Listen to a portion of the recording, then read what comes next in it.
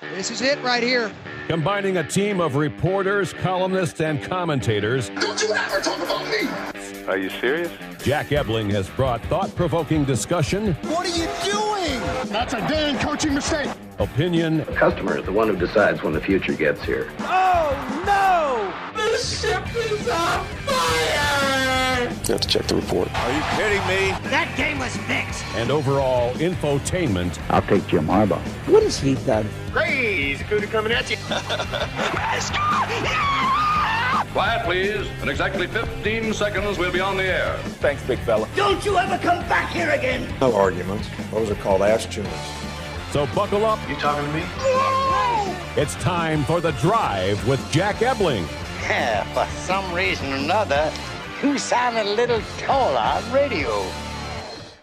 Great afternoon, Mid-Michigan and beyond, and welcome to The Drive with Jack, the Spotlight Radio Network. Jack Ebling here with my producer, Boston Rob, in studio today, 105 West Allegan. Beautiful Spotlight Media facilities here. 1 block southeast of the state capitol. It is 40 degrees. Rob, 40. It's T-shirt weather, man. Yeah. T-shirt weather. Spring's right around the corner. And from Sunday through next Wednesday, it's going to be in the mid-40s, getting as high as 48. Say it ain't so. Say it ain't so. My golf clubs are jumping up and down. Yes. Very happy to welcome in our first guest of a very busy show today. Larry Lage. He is Michigan Associated Press sports editor for the 21st Century. I'm a colleague at the Lansing State Journal, and entrepreneur, outstanding multitasker, very, very busy guy. We're very happy to have him with us today. Larry, how happy should Detroit Tigers fans be to have Justin Verlander returning? I think very. If he's your third, fourth, or fifth starter, that's pretty good. I think he will be a great draw, which creates a little buzz at the ballpark, and I think also helps the team play better. I think it's a great move. I mean, I think he'll give them more than Alex Cobb did last year for less money. Last year, 4-11. ERA was respectable, 3.85 with the Giants. The year before that, 5 wins with Houston, team that won a lot of games. And an ERA of 5.48. He is 42 years old. Tigers fans have to come to grips with the fact that when they go to the ballpark, they're not going to see the JV they remember. Yes, and I think if you look at the second half of how he pitched last year, that might give some hope that he could be solid. But again, like back end of the rotation, I think you can do a lot worse, and I think he brings a cool intangible, and I'm guessing he's thinking this is a good way to go out. I think the Tigers are showing that they want to win now, which makes sense because they probably only have the greatest pitcher in baseball and maybe of this generation for another season.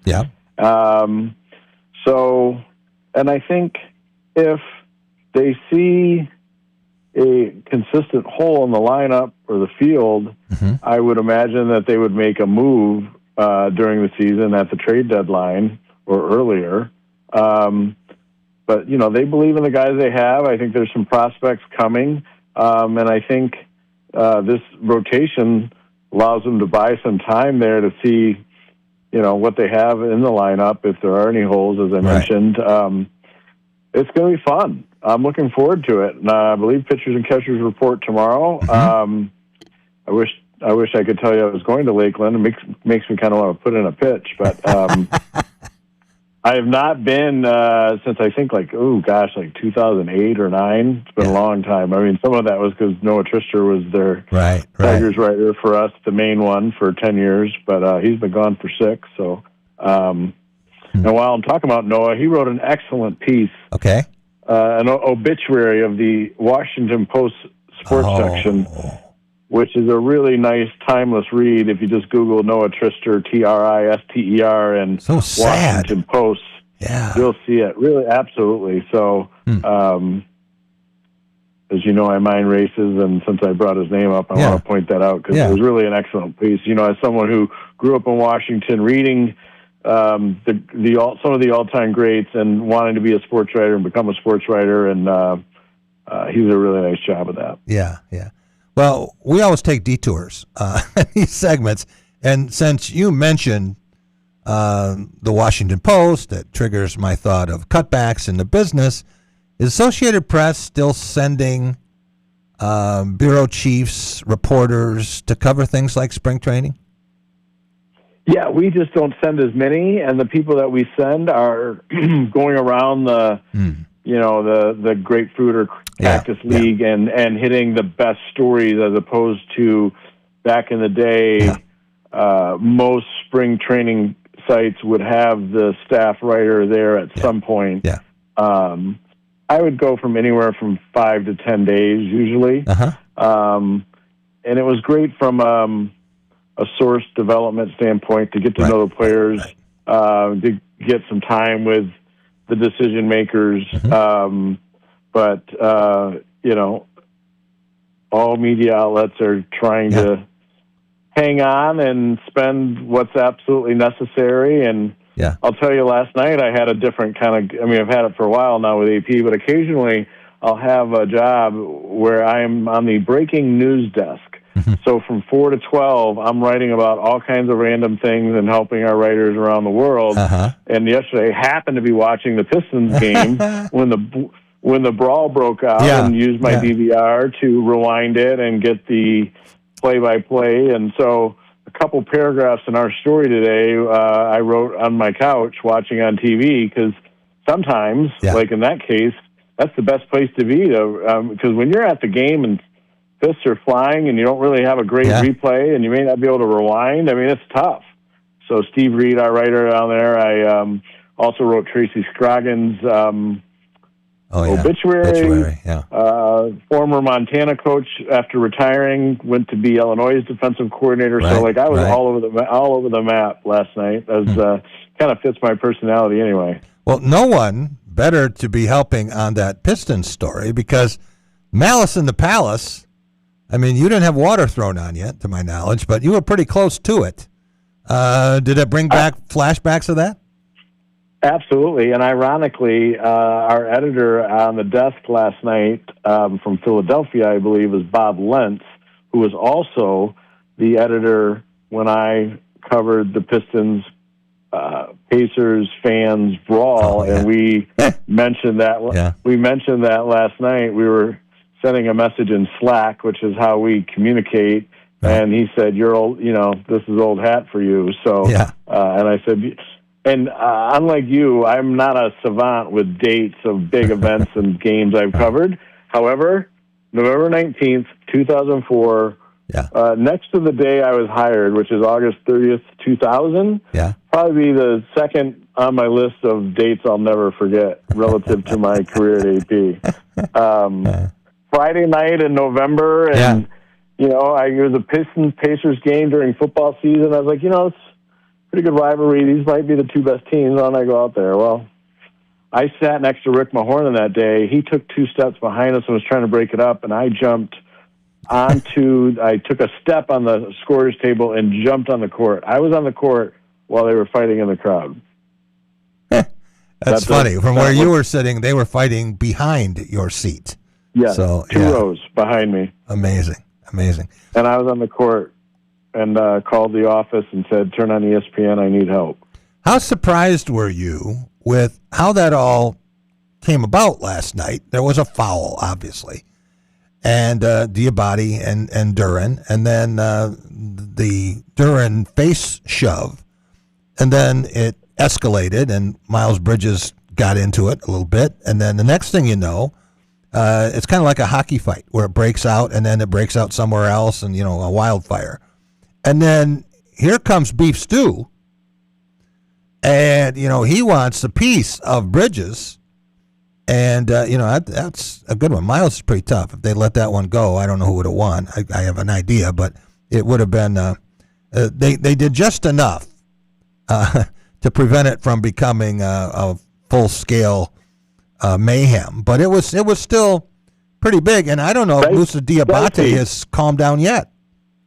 No, and, it was a series of escalations. Yeah. Diabate appeared to initiate the headbutt. Yeah. Duran responded with an open hand to his face. Right.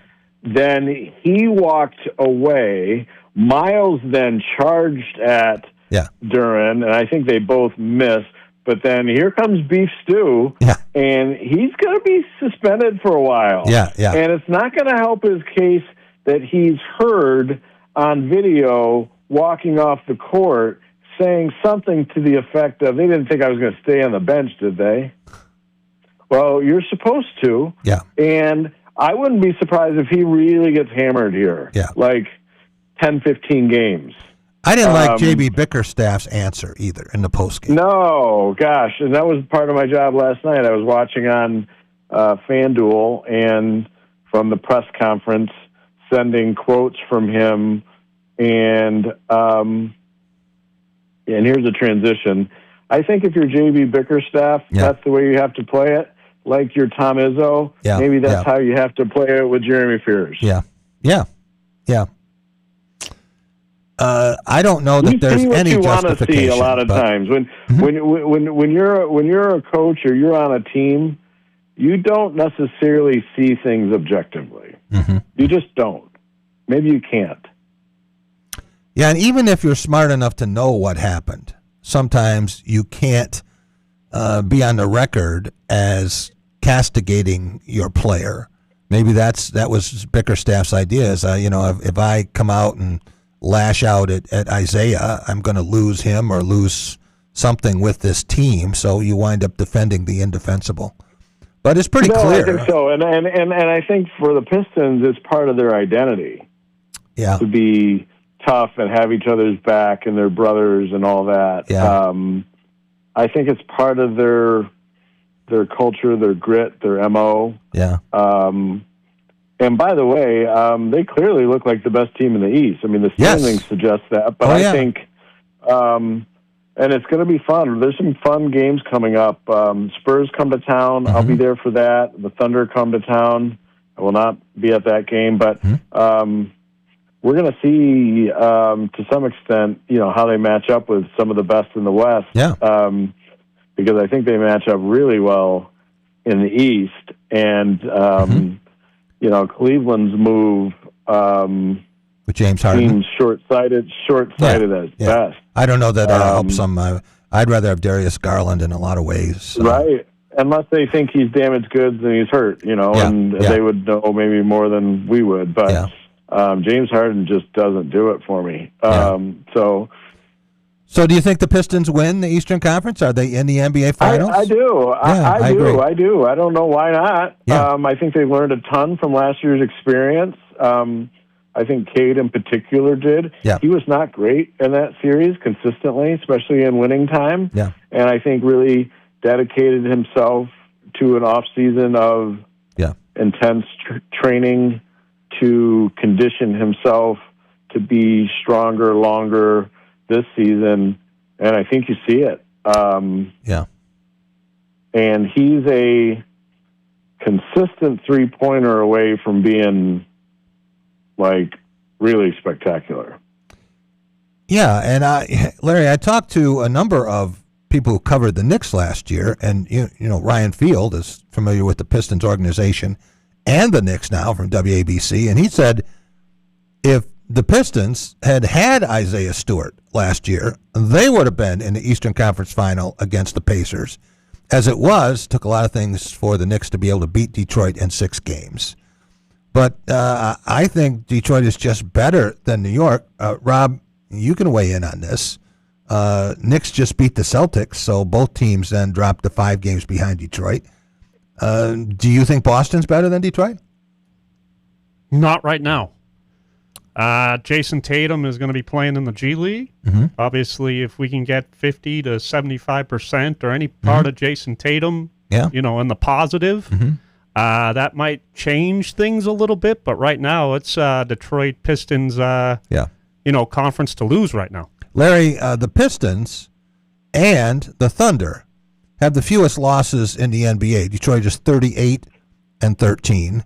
Oklahoma City is 40-13. So the Pistons have 2 games in hand, and if they win them, they would be tied at 40-13. And not saying that the Thunder wouldn't be favored. They are the defending NBA champions, and maybe the Pistons have to take one more step up that ladder before they can actually win a title. But I don't think the Pistons would be scared of OKC or any other team. No, I don't think they're scared of anybody. I think they've made that pretty clear. And they kind of have it all. And we'll see if their 3-point acquisition is able to give them, a little bit there. But I think Duncan Robinson's better than Tim Robinson or Tim Hardaway. Or Tim Hardaway. Thank you, Tim Hardaway or Malik Beasley. I think that was a really nice move. Karis LeVert's just a guy, but Duncan Robinson's been really good. Yeah.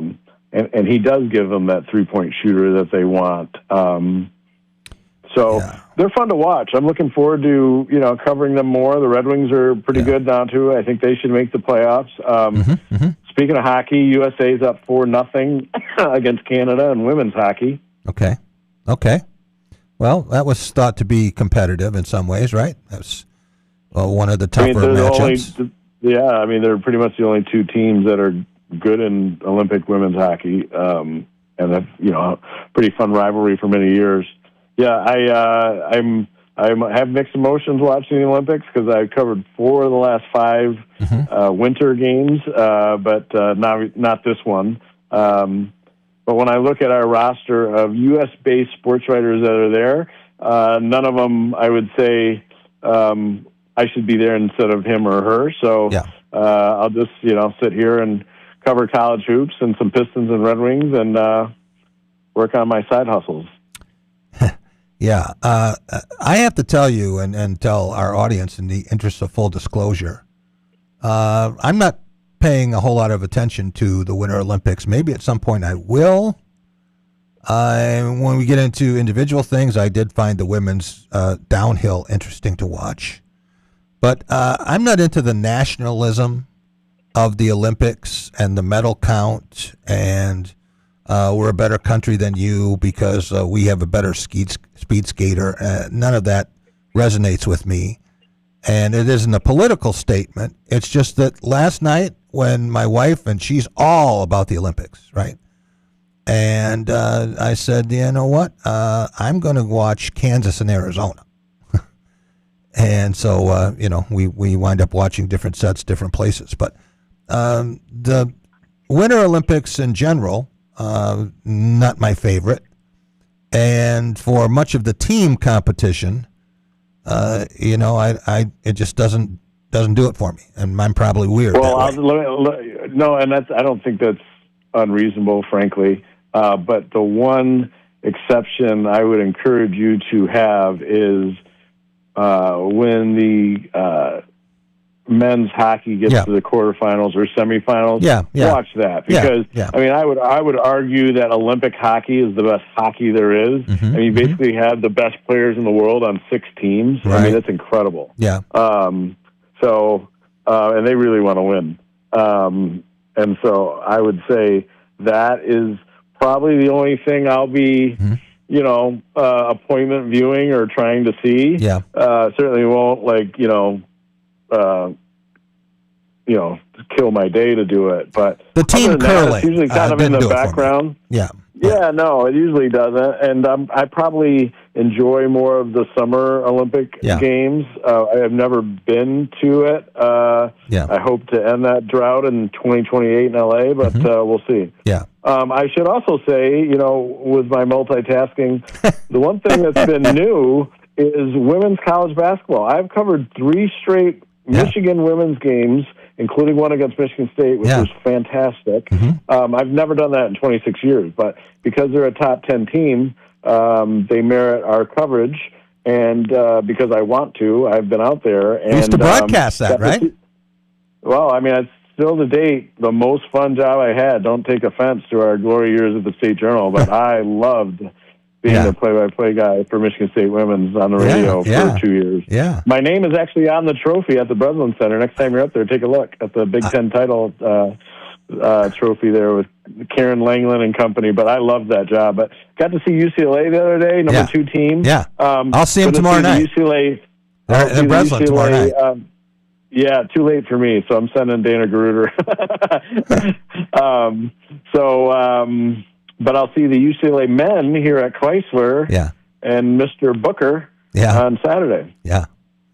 Well, Michigan should roll UCLA and the other teams that they have coming up until they go to Purdue, and then they go to Illinois, and then they go to Iowa, and they play Duke, a neutral site, and then they get Michigan State in a game that could be very important at the end of the year. So Michigan's schedule, like Michigan State's schedule, is backloaded. And Larry, talking to some of the coaches in this league, they're so frustrated about this, and they don't know how to fix it.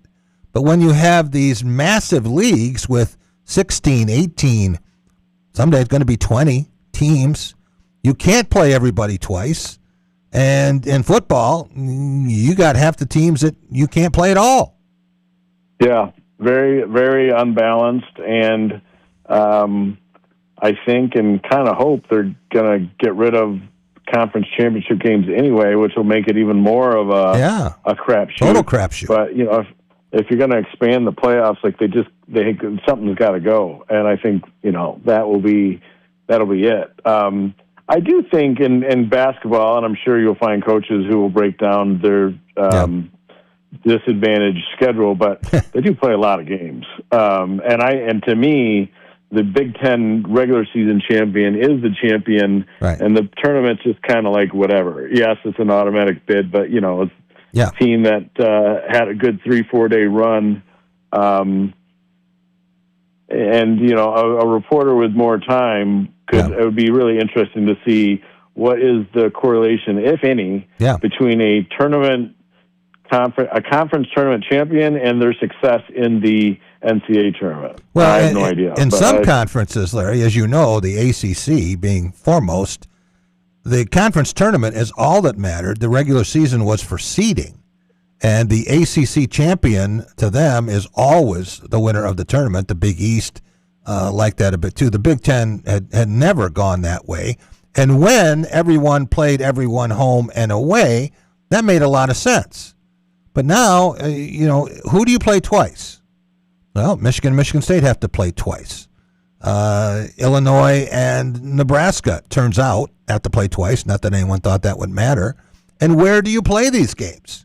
I mean, you look at what Illinois has left now, and it has one home game left with Purdue that I think is losable. Same with Nebraska. So for Michigan and Michigan State, I think it's a much tougher road. Not to say they can't navigate it, but it is certainly a distinct advantage based on scheduling. Yeah, I just think it works out in the wash. There's still, how many games did they play? 18? 20 in the conference. Or 20. That's a lot. Sure, I'm sure you can say this or that, but I think over those 20 games, even with some disparity in schedules, it does shake out as it should. Yeah. All right. And we forget because who cares at this point, but, Michigan State's margin of victory in the conference last year really was incredible, especially, as Nick Saban would say, relative to the expectations of that team going into the season. I can hear him saying that, yeah. Truly impressive. Yeah. Yeah, and, it used to be, Lair, that if you were 15-5, and before that, Michigan State won some championships, national championship-type teams, at 13-5. Now, last year, Michigan State 17-3, and I think there's a good chance this year that the champion could be 17-3 or 18-2. So you really can't afford slips the way you could before. You used to say if you won all your home games and half your road games, you'd be right in it. You do that now, and you're liable to be 4 games out of first place. Yeah, no doubt. The Big Ten tournament will be fun. As I mentioned, I think the regular season champion's more of the true champion, even with the disparity in schedules. But that will be very entertaining. Is that in Chicago this year or Indy? Where is it? It's in Chicago. Or somewhere else? It's in Chicago. Random? Yeah, Okay. yeah. I can't. Is that ever going to be in Detroit? It should be. I would agree. They moved it around enough now. You go to Minneapolis. It's going to be in Vegas before it's in Detroit. Yeah. And there's no team in Las Vegas, but you do have the 4 West Coast teams. If they're going to break it up, I think they're still determined to have the football championship in Indianapolis every year. But I don't know why it couldn't be somewhere else. We both agree that Indianapolis is a tremendous sports city for a big event. They Final Four this year. They may do it better than any other city in terms of walkable downtown with hotels and restaurants and their venues. It's they got it figured out there. Yeah, and Larry, they didn't have any of that until the 80s. It's not like they had some grand master plan. They really didn't have much. Used to call it Naptown, Indianapolis, because it was so sleepy. There was nothing to do there. In fact, Market Square Arena, where Michigan State beat Notre Dame and won 2 games in '79 NCAA tournament, is long gone. So they went from there, and then they had the Hoosier Dome, and that's gone. And then now Lucas Oil Stadium. And, then they have the arena they built. It was Bankers Life, and that's changed depending on which insurance company is sponsoring them for that period of time. But they have first-rate facilities. And as you say, it's like they had some grand strategy here, and it just kind of came together in a perfect way. Yeah, and I think the way that city is structured, kind of in, a circle, helps it. And the other thing, you said Grand a couple times. There's a place called the Grand Park Sports Campus. It's about an hour north of Indianapolis, and they have facilities for pick the sport. They have it, and they draw club travel sports in baseball, softball, basketball, soccer, field hockey, flag football, lacrosse, name it. And they've created this hub of travel sports venues with restaurants and hotels and the like, and it's brilliant. So, that area has done an excellent job of leveraging sports for business and opportunities, and, the great state of Michigan could learn a thing or two. Larry, thanks so much for joining us. I really appreciate it. We'll let you get back to all of the things you do in sports and outside that with your business interests. And we will see you very soon, I'm sure. Maybe tomorrow. Oh, that's right. Tomorrow. We're going to get some Michigan State basketball availability, and I know you want to be there. So we'll see you. You're more likely to be there than I am, but I hope I'll see you there. Thanks so much. We will be right back, and we're going to talk with Rick Gosselin, Pro Football Hall of Fame writer, author. We'll talk a little bit about the Super Bowl. We'll talk about where the Seattle Seahawks stack up and what might be a good comparison for them. And looking ahead in the NFL, some of the things that we can watch. And also, we're going to talk some college hockey. Rob, I tell you what, between Rick Gosselin and his buddy Mike Prisuta, never seen 2 football guys who care more about pucks. 1-2 punch. You got it. Great 1-2 punch. Oh, we will be right back on The Drive with Jack. Jack Ebling here with my good friend Matt Sloan at Graph of Okemos. Some great product here in early 2026. You got it, Jack. Here at Chevy, we have, backed by popular demand, the all-new Bolt. Redesigned and back in full force for us. People are really excited about that vehicle. It did great for us in the past. Great. And then next door, the Nissan Sentra, completely redesigned for that model. Great fuel economy. It's going to be a hot seller for us. Stop and see Matt and the gang at Graph of Okemos. They're making friends. So, it's been a while since you've had your jewelry cleaned and inspected, right? Where will you go and who will you trust with your most valuable and treasured heirlooms? At Meadowar Jewelers' 4 locations in Lansing, Okemos, Jackson, and Portage, Jewelry isn't just our job, it's our passion. Each and every piece entrusted in our care is thoroughly inspected by our trained staff against damage or normal wear. And we offer you, our customer, the highest level of quality on repairs and custom designs. Whether it's worn out prongs, channels, or shanks, it's all handled with incredible care. Meadowar Jewelers in Lansing, Okemos, Jackson, and Portage want to help you preserve your memories and offer you options on creating new ones. Come in today for the cleaning and inspection of your jewelry. We continue to work hard every day to earn your confidence and trust. Dean Transportation is looking for compassionate people to join our team of school bus drivers and attendants. Visit deanjobs.com to see all openings. Dean Transportation provides paid training to obtain a commercial driver's license, increased starting pay, comprehensive benefits, and flexible schedules with no weekend shifts. No experience needed. Apply today at deanjobs.com and train for back-to-school season. That's DEAN jobs.com.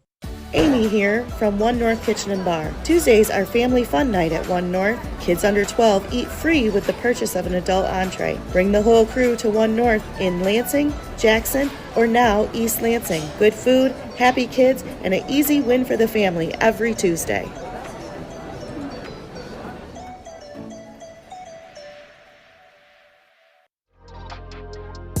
Are you passionate about college sports? Foster Swift Sports Talk is your go-to podcast dedicated to addressing the hottest topics in college athletics, including recruiting practices, NIL, the trade portal, collectives, and revenue generation. Join us as we bring you insights from student athletes, college head coaches, administrators, and other industry leaders as they share their experiences in this rapidly changing arena. Our mission is to share information and help educate student athletes, parents, coaches, and other stakeholders with the knowledge, resources, and strategies they need to make informed decisions and maximize each college athlete's potential for long-term success. Check out our latest episode where we're joined by Trav Moore and Coach Rob Zimmerman from DeWitt to discuss their state championship run. Like and subscribe to our YouTube and Facebook pages to watch all of our episodes, or you can give us a listen on any of your favorite podcasting platforms by simply searching Foster Swift Sports Talk. Until next time, I'm your host, Dave Russell.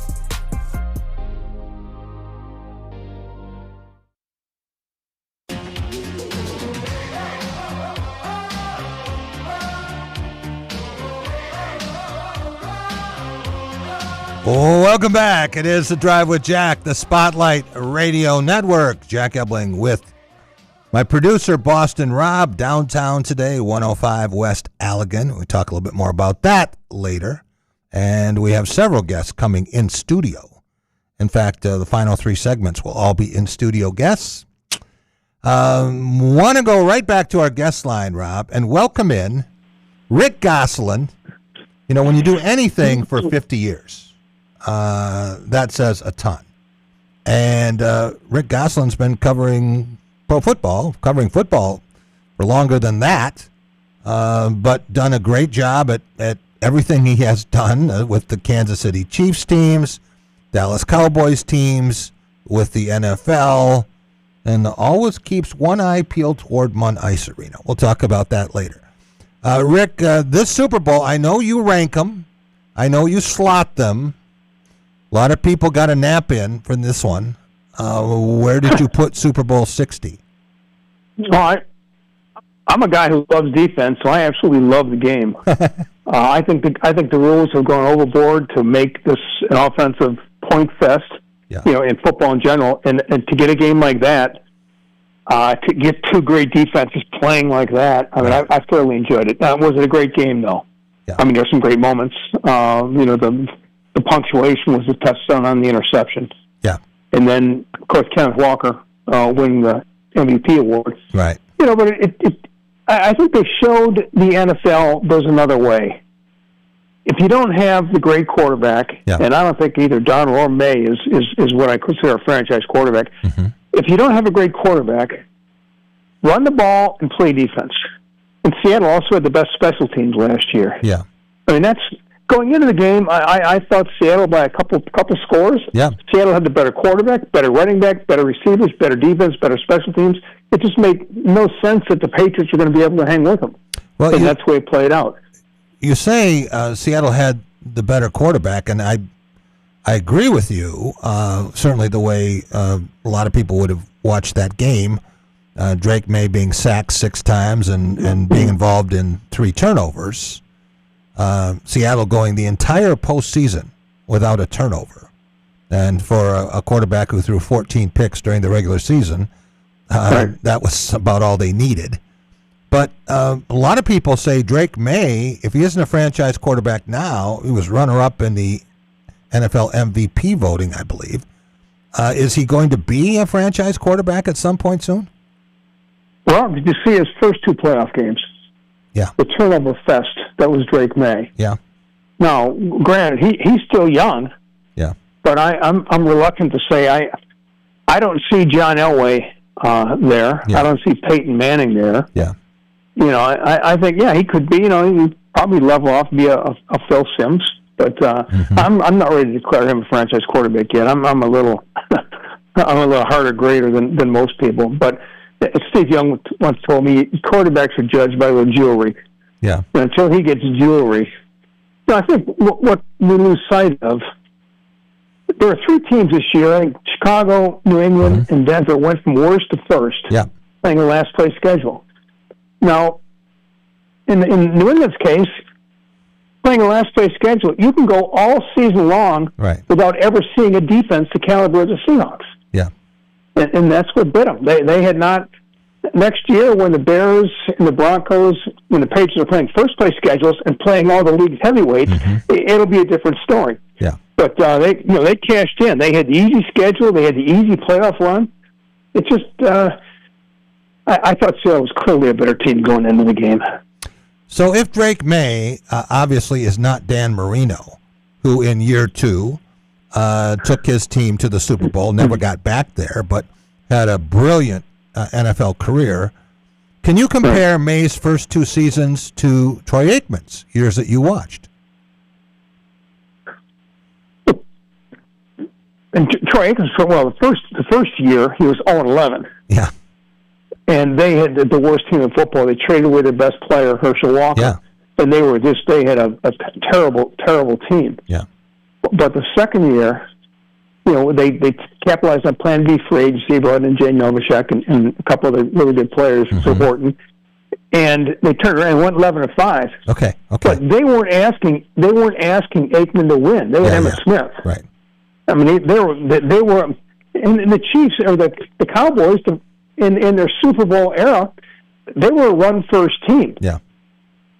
But Aikman, you know, had as the physical tools of any quarterback that's ever come out. If they had told Aikman go win this game with your arm, he could do that. Yeah. But they had an identity, offensive line, defensive line, run the ball. And Aikman will make the big play for you. Yeah. And Aikman continually made big plays. So, no, I wouldn't. Aikman was a different guy here. Much like John Elway when he got Terrell Davis. All of a sudden, you weren't asking John Elway to win the game on his own. Yeah. And they didn't ask Troy Aikman to win the game on his own. And I think in this case last Sunday, they were asking Drake May to try to win the game on his own. Yeah. But he was not ready for that, and the team was not ready for that. You mentioned Terrell Davis, and he was the last running back to be the Super Bowl MVP before K9 did Sunday. That's 28 years ago without a running back getting that award. Was it pretty clear to you that Kenneth Walker III was the most valuable player in that game? Yeah, because you couldn't. By all rights, it should have been a defensive player. Yeah. But there wasn't one guy that said, you know, when Larry Brown won the MVP in the '96 game for the Cowboys, he intercepted 2 passes in the fourth quarter. There wasn't one guy that had that stat sheet. When Dexter Jackson won it for the Buccaneers, I think he had 2 touchdowns on interceptions. Yeah, they didn't have clearly that game was won by defense, but in the absence of the one Charles Haley type player, he had to go with Kenneth Walker. He had a 100-yard game, and he had that 49-yard touchdown that wiped out. I mean, back, yeah. He's the reason it worked, because the Patriots could not attack Darnold because they had to play the run. Yeah. And the the Seahawks never had to worry about that. Yeah. Walker kept the Patriots honest on defense. If he had been under the assault that Derek May had been under, there might have been a turnover too by Darnold, but Kenneth Walker's still the best rush now, and that was the value in that game for him. And that's why the MVP. I think of the time that there were co-winners of the MVP award, and again, it was the Cowboys. Was it Randy White and Harvey Martin or something? Right. Shared that award, right? But I'm wondering, right. And that was it. Mm-hmm. Yeah, let's say New England got a very late, meaningless touchdown, but let's say they hadn't scored, and it had been 29-0. Is there any way that they could have given it to the Seattle defense? They just called it the dark side MVP. Probably not. Probably not. Well, I voted on that a couple times, and they asked for a player. Yeah. And secondly, the voting is done generally with 5 minutes to go. Yeah. So you're not. If they had gotten a shutout, you had to sweat bullets for 5 minutes. No, I usually ask for who's your player, who's the MVP. Yeah. And you write in the player's name. Maybe somebody would write in Seattle defense, but that wouldn't be the majority opinion. Right. Yeah, you'd have to have an organized effort to do that. Can you write on something like that, Rick? I've had this experience at Final Fours where I've been picking, and you say, if so-and-so wins, it's this guy. If the other team wins, it's this guy. Well, that's what I did in the 2007 game. Yeah. I had a vote, and I said quarterback. If the Patriots win, Brady. If the Giants win, Manning. Yeah. Maybe it was 2011 game. It was one of the two games. I said, go with the winning quarterback. And 80% of the time, you could turn that ballot in at the beginning of the game, and you'd be right. Because it's almost always a quarterback award. Unless Kenneth Walker's playing. Right. It's funny. Yeah, it's a quarterback. It's a quarterback's award. Yeah. But Kenneth Walker was the only guy that showed up on offense on either side. Yeah. Right. So he was the only candidate with a stat that you could actually say, this guy was the best player in the field. And I was so happy for him, not because he went to Michigan State and we got to know him a little bit here in his 1 year, but the fact that he's the best player since I've been involved with the Heisman Trophy for 40 years who didn't get an invitation to New York. Exactly. He wins a Walter Camp Award, he wins a Doak Walker Award, he leads the nation in everything, yards after contact, everything you could possibly do, and elevates a moribund Michigan State program to an 11-2 season. But, he didn't get the payoff there. I'm really glad he has a ring. Yeah, I mean, you look at the year Blake Corum had, he gets invited. It wasn't half the year that Kenneth Walker had. Yeah. But Blake Corum went to Michigan, and that's one of the reasons. Yeah, he missed his Heisman moment. That was his Heisman moment last night. Yeah. That was it. Yeah. And he deserved it. He deserved it. He deserved the Heisman. It's short of that. Take the Super Bowl MVP. Right. A good consolation prize. Yeah.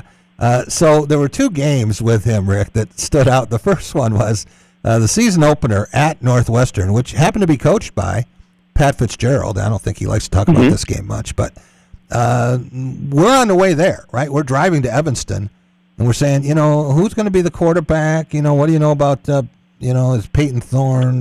What do you think about the running back? Is Walker? How long is he going to be in there? Never imagining what we were going to see. In the first carry, he goes around the left side for 75 yards and a touchdown, 264 yards and 4 TDs in his first appearance. Not bad. And then the Michigan game might have been even better because of the level of competition, and gets the 5 touchdowns.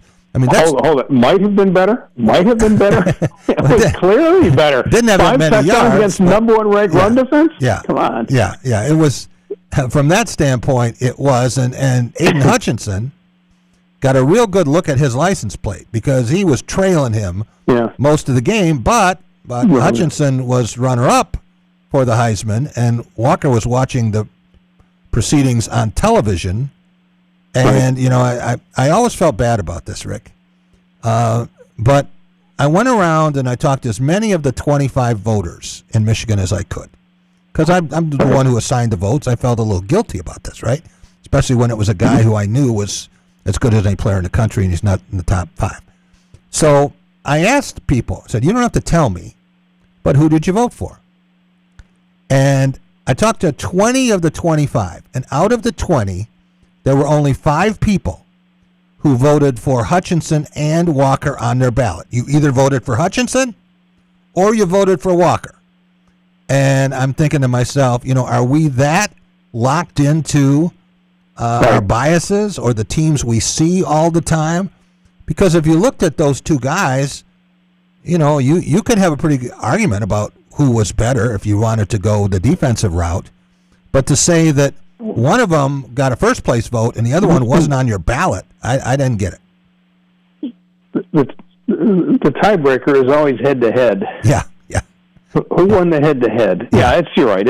But I lived in that state. I know the drama that goes on between those 2 schools. And I can. The people that voted for Hutchinson didn't vote for Walker. The people who voted for Walker didn't vote for Hutchinson. That's right.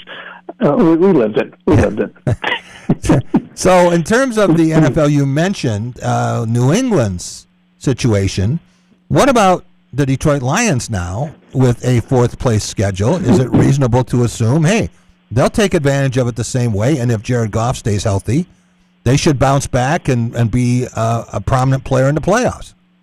Yeah, without question. That's the best thing that happened to Detroit, getting that 4th-place schedule. Yeah. Every year, there are 1, 2, 3, even 4 teams that go from worst to first. Yeah. It's so much easier when you're playing the worst teams in the league as opposed to playing your best team. Yeah. You're not going to play Kansas City. You're not going to play Buffalo. You're not going to play Philadelphia. You're not going to play all the heavyweights.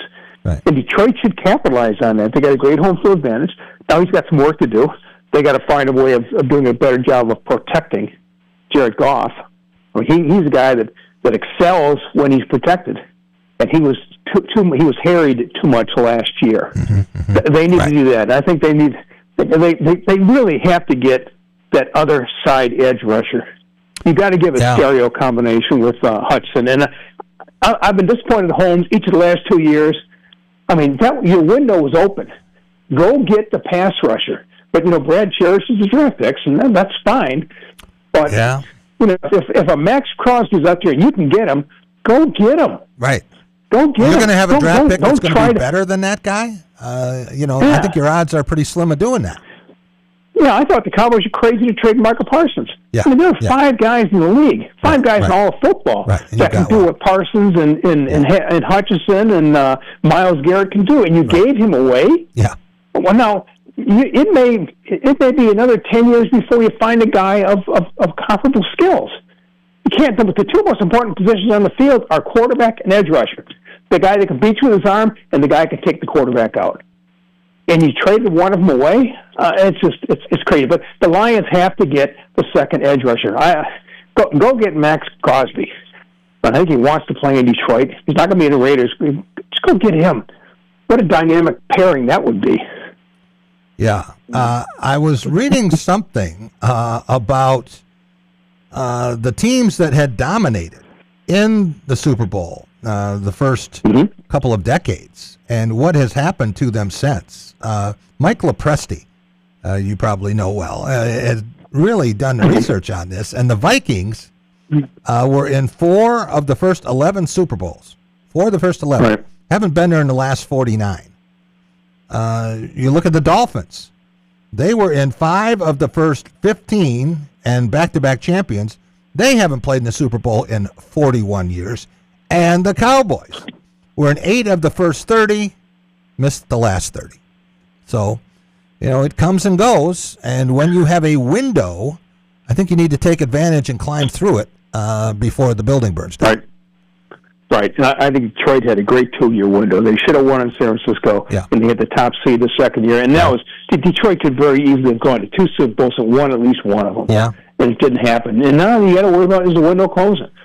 I mean, it looked like it a little bit last year, but again, they'll be resurrected with their 4th-place schedule. Rick, is there longevity in your family? Do you have a lot of people who have lived a long life? Besides me? I'm wondering if the Lions are going to make the Super Bowl in our lifetime. We're 74, right? Yeah. Are they going to do it? I would think they got 2 years. These next 2 years. I think that's the window for Goff. Ouch. And if you're going to do it, you do it next year. That's why Brad Holmes has got to get off his horse and go get that other edge rusher. Yeah. And they need to get healthy and need to stay healthy. Yeah. Get the other edge rusher and find a better way of protecting Jared Goff, and they're right back in the mix. But again, the fourth place schedule is huge for the Lions. It's huge for anybody playing it. But the Lions in particular have a Super Bowl caliber team that's going to get that breakdown, that soft schedule. Yeah. You got to take advantage of it. Well, we always talk about luck with injuries, Rick. And the Lions have had, I think, some bad luck if you look at the number of starts lost because of injury. But one thing they have had is a healthy quarterback during this run of improvement. And, they could have a lot of guys stay healthy, but if Jared Goff goes down, you ask Kansas City what it was like to play without Patrick Mahomes.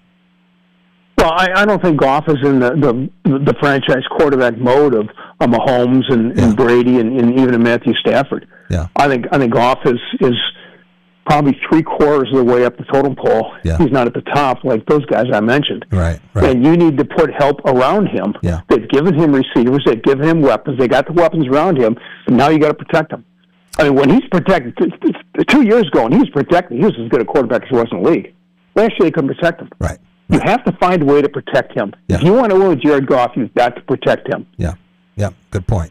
All right, before we let you go, Rob would be mad at me if I didn't bring this up too.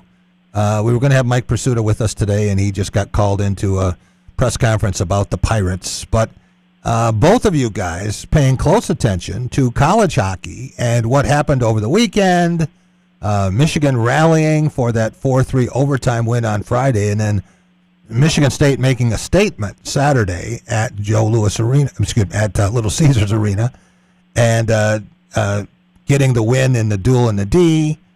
Again, third straight time, moving into first place, moving ahead of Michigan in the MPI, in the polls, you name it. And if Michigan State wins out these last 6 games against Notre Dame, Ohio State, and Minnesota, bottom feeders, last 3 teams in the standings, then it is Michigan State's title for a third straight year. And then it's on to the postseason where they're very likely to meet Michigan 1 or 2 more times. What did you make of what you saw over the weekend? Well, I think Michigan and Michigan State are the 2 best teams in the country. Yeah. I think without question. Yeah. They're the most consistent. Michigan State's got the great goaltending. I think Michigan State's a little better on defense at the back end than Michigan. Michigan's got the high-end offensive skill. Right. Now, go back to Friday night. You don't give up a shorthanded goal. You can't give up a shorthanded goal. You're on the power play with 7 minutes to go, and you give up a shorty. You can't let that happen. They relaxed after they thought they had scored. Martone shot, hit the post and kicked, and they go back and look at it. But I think the players on the ice thought that was a goal. I think it was a momentary let-up, which triggered the fast break the other way. That's right. That said, you cannot allow a shorthanded goal. They're better than that. But to go on the road to the number 1 team in the country and take a 3-1 lead. And granted, if Michigan State gets a power play in overtime, they win that game. Yeah. They gave Michigan a power play. So I thought the teams were evenly balanced that night. Yeah. I think Michigan State came out and proved the second night who the better team is. Right. And Michigan got their goalie back, and he gave up goals. Yeah. I thought that's as sharp a passing game that I've seen Michigan State play in a long time. Yes. So some of those goals were just picturesque. Yes. 3 of them in particular were perfectly designed and executed, but the last goal with Tommy Manisto outracing that guy to the puck, that's my favorite goal of the year, and I'm sticking with it unless I see something I've never seen before. That guy, he gave up 16 feet and made up that distance and then scored with the sweep as he's hitting the ice. It's amazing. That was awesome. And I tell you what I've come to expect from this Nightingale team. I always expect them to be the best team on the ice in the third period. Yeah. They're so well conditioned and they wear teams down, which is why Friday night shocked me. Yeah. But had they not given up the shorthanded goal, had Martone's goal go in, this is a sweep. And, that's right. And people talk about who's going to beat Michigan State. Yeah. But I do think the 2 best teams in the country are right here. Penn State may be the 3rd best team. Huh. I still haven't seen North Dakota. Yeah. Western Michigan's pretty good Penn too. State, yeah. But I think Penn State is right up there. I'm curious to see the Penn State-Michigan series this weekend. Yeah. The Penn State's got to win. They're 0-4 against Michigan. They've got to prove they can play with a Michigan school. Right. They haven't done that yet. Yeah. So they need a win. I think the ball's in Michigan State's court. I mean, they've got 6 games they can win. They can win out. Right. Get the top seed. Get the home ice. That's the key. Michigan State hasn't beaten Michigan yet at home. They won in Ann Arbor and they won in Detroit. So it'd be nice to get the home ice and not only be in the home. But I think they're the team to beat nationally in the conference. Everything. I mean, they showed their mettle last week. Right. Michigan State has played so well on the road. Most of its losses, I think, with 2 exceptions, have come at Munn. So I'm sure they'd still rather be home. Rick, thanks so much for joining us. Really appreciate it. And we're going to see you and Prisuta soon at Munn, right? You're coming in for a series. Yes, we will. We'll be there. Can't wait. You know where I'm going this weekend? Where? I'm going to Ferris State, Northern Michigan with my brothers. Oh, jeez. Really? How about that? Yeah, we can't. Well, Michigan State's off, and we can't get a number of tickets for Michigan State games anymore. So we're just going to. We'll probably go to Bowling Green next year. But yeah, Ferris State. My brother went to Ferris State 1 year, so we're going to Ferris State to see the Bulldogs play. Well, I look forward to seeing you here, and we're going to kill some brain cells afterward. And I've got tables reserved at 1 North Crunchies and 2 other places, so we'll have big fun. I look forward to it, Jack. You take care. Have a good weekend. Rick Gosselin. All right, we will be back in just a minute. Waiting patiently out here. I see he's studying. Jim Stark is very well prepared. He's going over all of his notes, right? I'd probably talk to Justin Verlander on the way here. We will be right back on The Drive with Jack. Dean Transportation is looking for compassionate people to join our team of school bus drivers and attendants. Visit deanjobs.com to see all openings. Dean Transportation provides paid training to obtain a commercial driver's license, increased starting pay, comprehensive benefits, and flexible schedules with no weekend shifts. No experience needed. Apply today at deanjobs.com and train for back to school season. That's DEAN jobs.com. Hey, Jack, I'm looking for a lunch deal that actually scores. 1 North Kitchen and Bar has a 2 for $12 lunch combo, right, Jeremy? Absolutely. We can mix and match half sandwiches, salads, soups, or classics like cheese quesadillas and personal pizzas. Weekdays 11 to 2 and Saturdays from 10 to 2. 1 North. Easy win.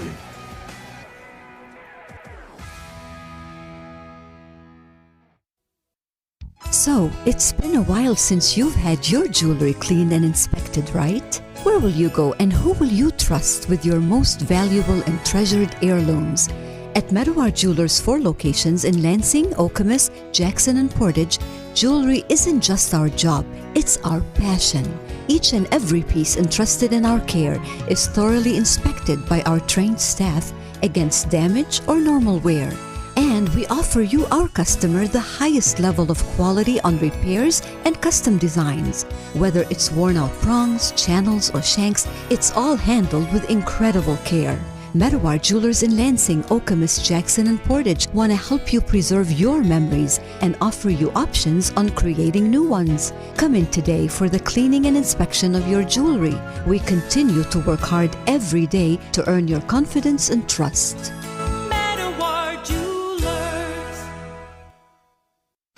Jack Ebling here with my good friend Matt Sloan at Graf of Okemos. Great time to get a great vehicle. Fantastic time, Jack. 0% financing is back. Hard to believe this time right now we can get a vehicle with 0 interest. Wow. And if you're looking to pay cash, how about rebates up to $10,000? That's unheard of lately, right? $10,000 off on a vehicle. How about leasing? You want to lease? You can lease a vehicle right now in the low 3s. Come on out and take a look. You're talking everyone's language. Stop and see Matt and the gang. They're making friends.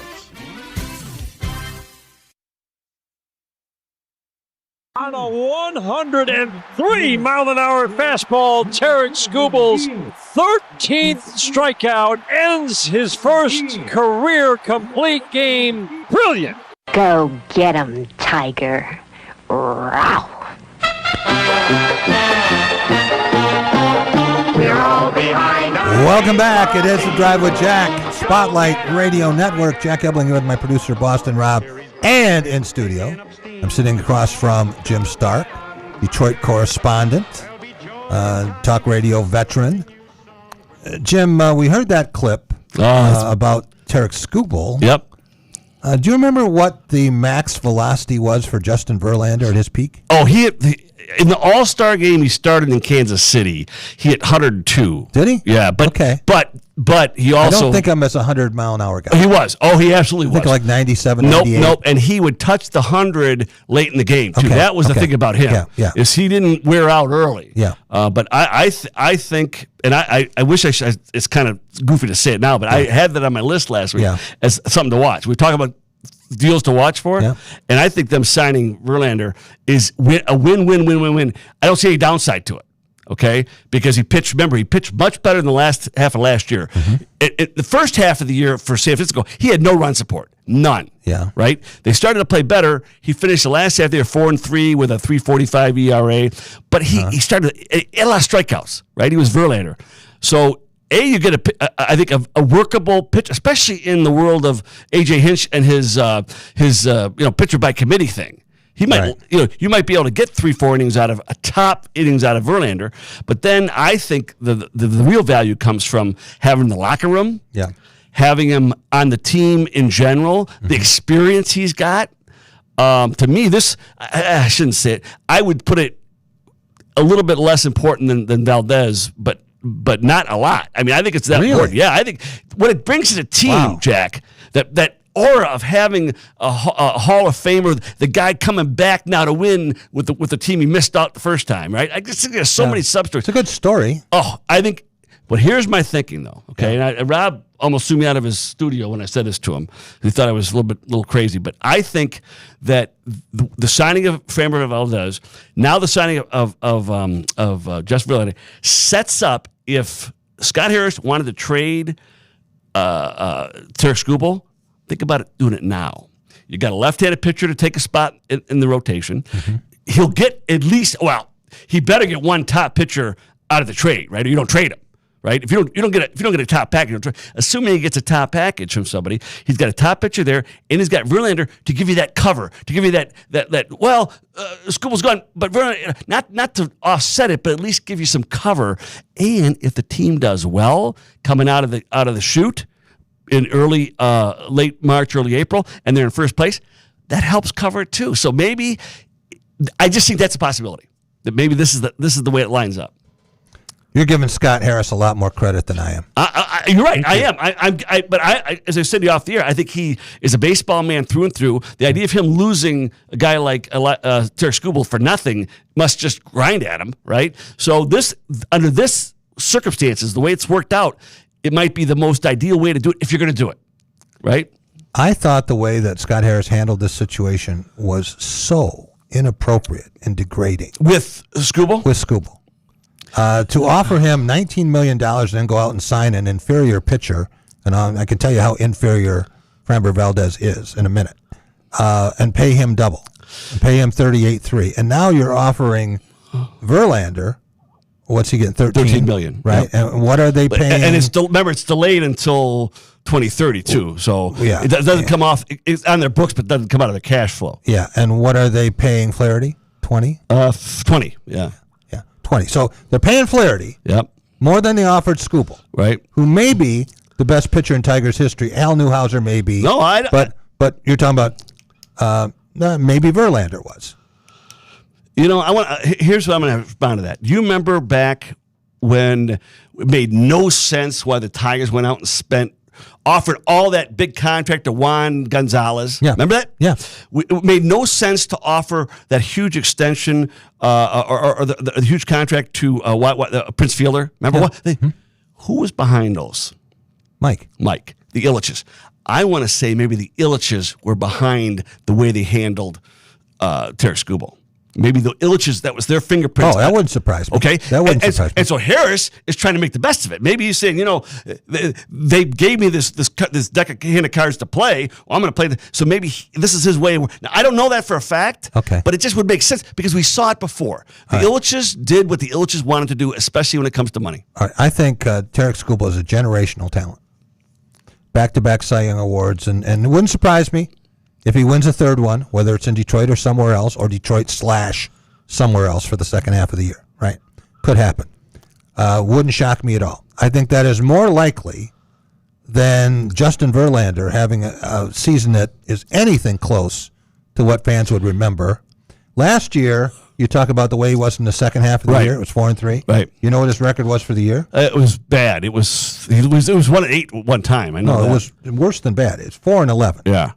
4-11. He won all of his games in that second. And then one. Yeah, and when the Giants came alive.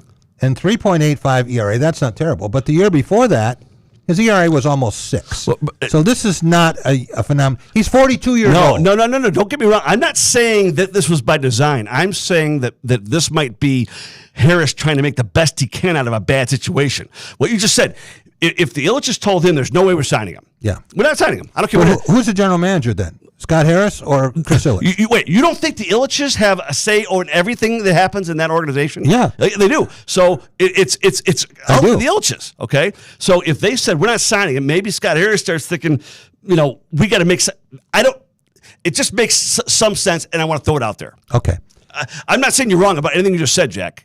You could be to offer him a contract, which would have made him the 17th highest paid pitcher in baseball. Oh, it's ridiculous. It's ridiculous. What do they think they're doing here?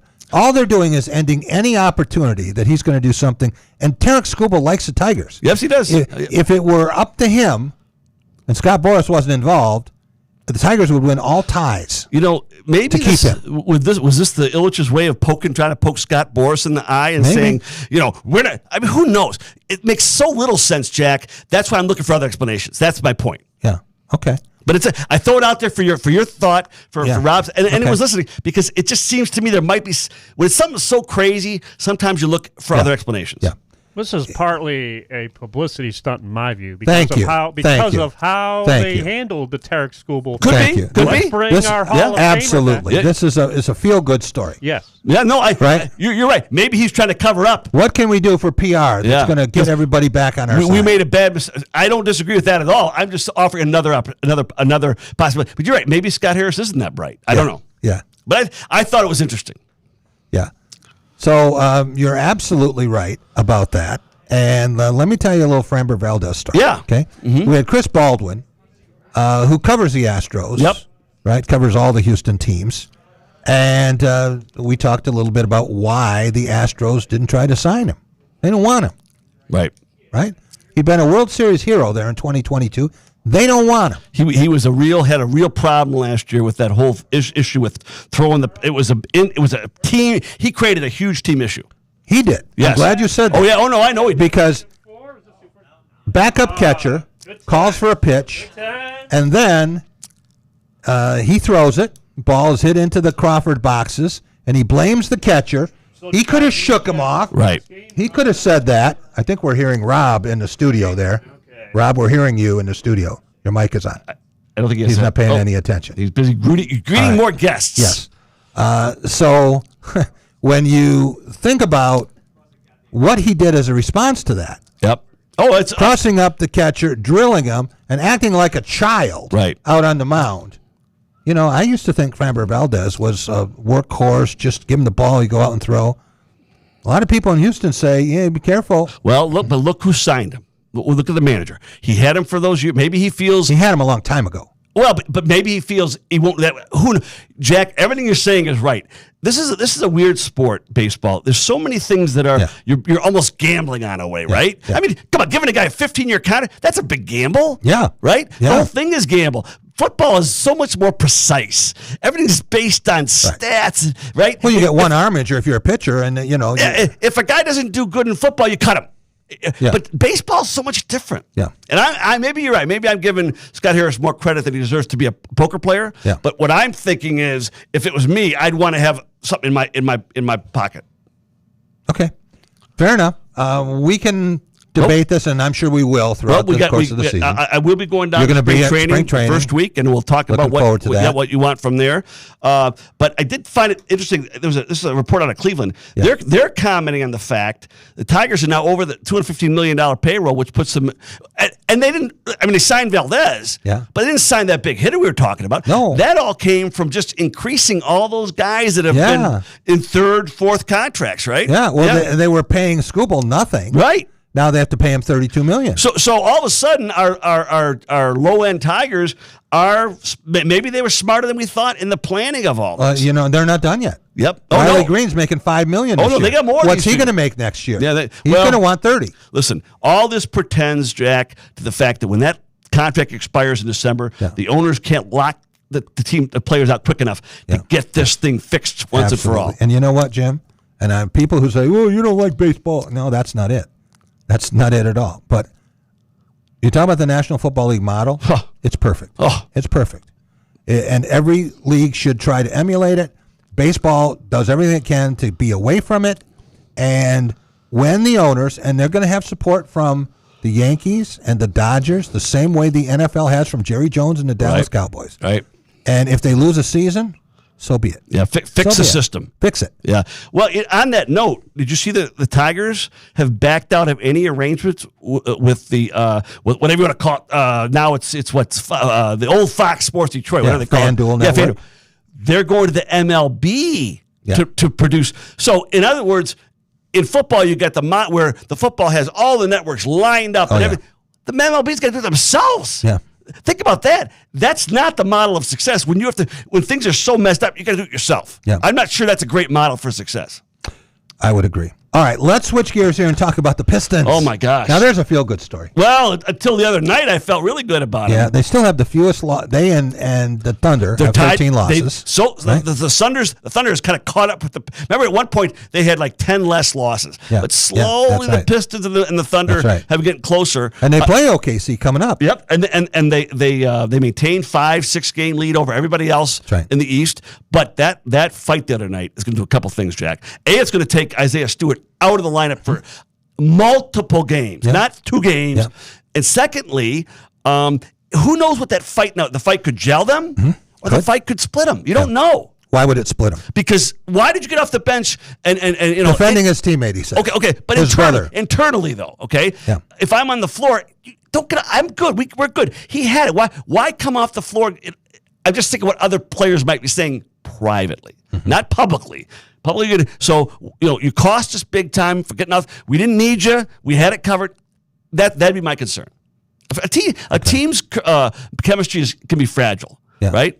And this team's still developing this isn't Isaiah Thomas and Bill Laimbeer, right? Isaiah Thomas and Isaiah Stewart, they share a name, not even spelled the same way. But I like the swagger this team is starting to build. Yeah, I do. There's a fine line bit between, yeah. But there's a fine line, and they overran it a little bit last night. I think what Jeremy Fears. Yeah, I think what Duran did was in line. He's on the floor. He shoves the guy away. But for Stewart to come off the bench, that crosses the line. Yeah. I love your swagger thing, Rob, but I think that crosses the line, and it hurts us more than it helps us. It's like he'll be injured for 12, 15 games, right? Yeah, well, and again, so now Paul Reed, who I mentioned last week, has been one of my really great from the shadow stories, got to step up and pick up minutes because they really don't have any other big. And he's been good. He did the other night. He came on and he's got 12 points, 3 rebounds in whatever it was, 20 minutes. He always answers the call. Can he answer the call for 15, 20 games and keep the momentum? We'll see. If the Pistons fall off and lose in the first round of the playoffs, it's not going to be because of Paul Reed. Nope. Oh, no. If Jack, at this point, if that happened, it would almost be unthinkable for what might happen to fall off that far. Because they're playing, like Rob said, they're playing like a machine out there. Yeah. They go out there when it's a lesser team. Yeah. They put their foot on their throats and don't let up. Although they didn't last week with Washington. That was a weird game, though. I think I sent you a note from them. You did. That was a weird game. It was like Washington was ready. And the Pistons were just kind of wandering. I think the fact that Washington had the 2 superstars on the bench, right? Yeah. Davis and Trae Young. Yeah. They were ready to play, and the Pistons weren't, Jack. Yeah. It was like they just came in off a West Coast swing, and they never caught up. But sometimes what you least expect, Jim, is what you get in the NBA. And sometimes it's just where's your head? If you throw your uniforms out there expecting to win, the Wizards outworked them at both ends for now. They caught up, but once you catch up from 20 points down, it's tough to get the next 10 points. Just after you had texted me about that Wizards game and how bad it looked, they play the Knicks. Oh, right. And so I got a guy who I communicate with who's a Pistons skeptic. He doesn't believe this, right? Okay. He says it's a fraud. It's not going to go anywhere. So he's texting me about how, this is sign one, right? Or sign two.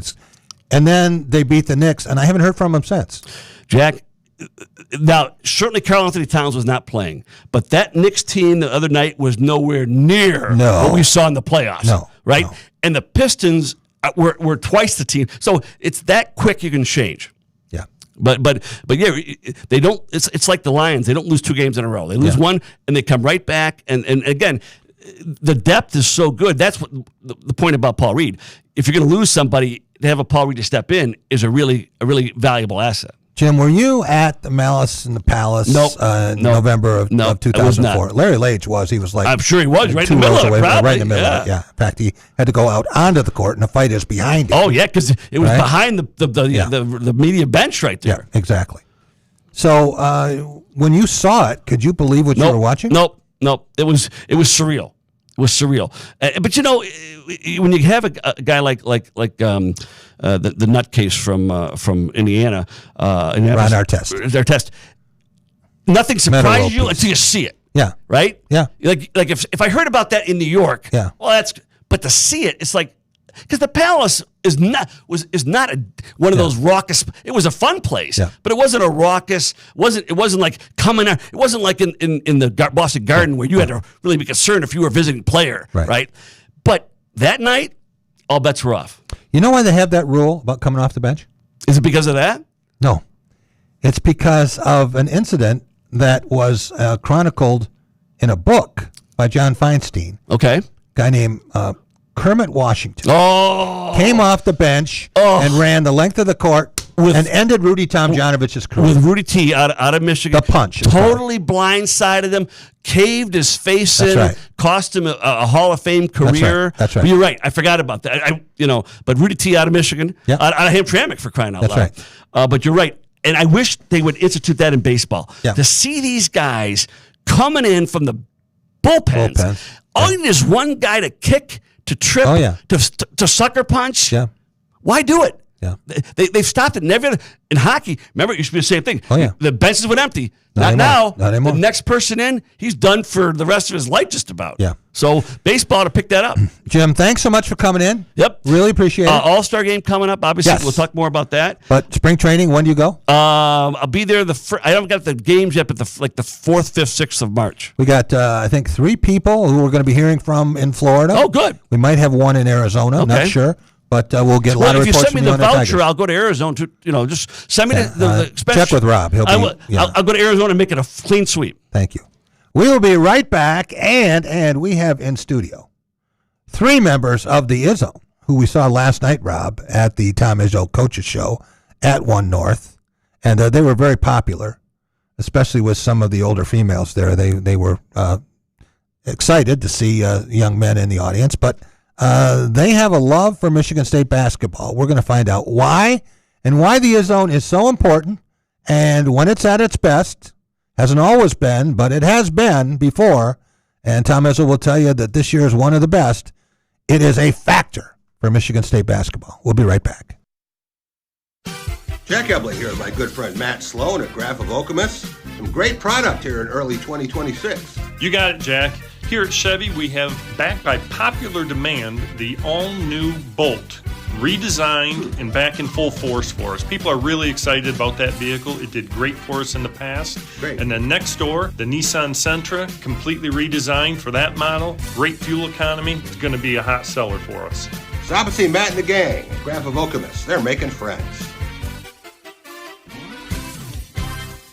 Dean Transportation is looking for compassionate people to join our team of school bus drivers and attendants. Visit deanjobs.com to see all openings. Dean Transportation provides paid training to obtain a commercial driver's license, increased starting pay, comprehensive benefits, and flexible schedules with no weekend shifts. No experience needed. Apply today at deanjobs.com and train for back to school season. That's DEAN jobs.com. Hey, Jack, you love a good gift card. Yes, Jeremy, I do. One North makes it even better. Reload your One North gift card now through January for 15% off and keep those good meals coming. Lunch, dinner, happy hour, covered. Reload it, use it, repeat. One North Kitchen and Bar. Where gift cards keep giving.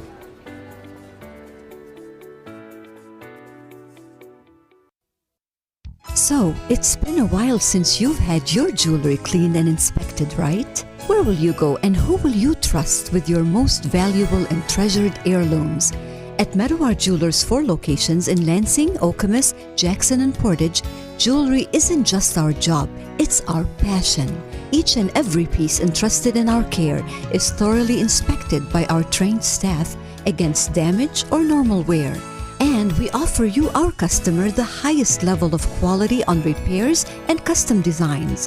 Whether it's worn out prongs, channels, or shanks, it's all handled with incredible care.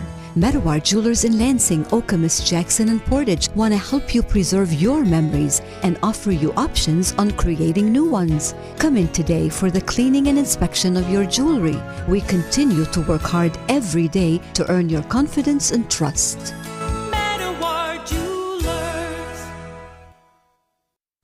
Jack Ebling here with my good friend Matt Sloan at Graf of Okemos. Great time to get a great vehicle. Fantastic time, Jack. 0% financing is back. Hard to believe this time right now we can get a vehicle with 0 interest. Wow. And if you're looking to pay cash, how about rebates up to $10,000? That's unheard of lately, right? $10,000 off on a vehicle. How about leasing? You want to lease? You can lease a vehicle right now in the low 3s. Come on out and take a look. You're talking everyone's language. Stop and see Matt and the gang. They're making friends.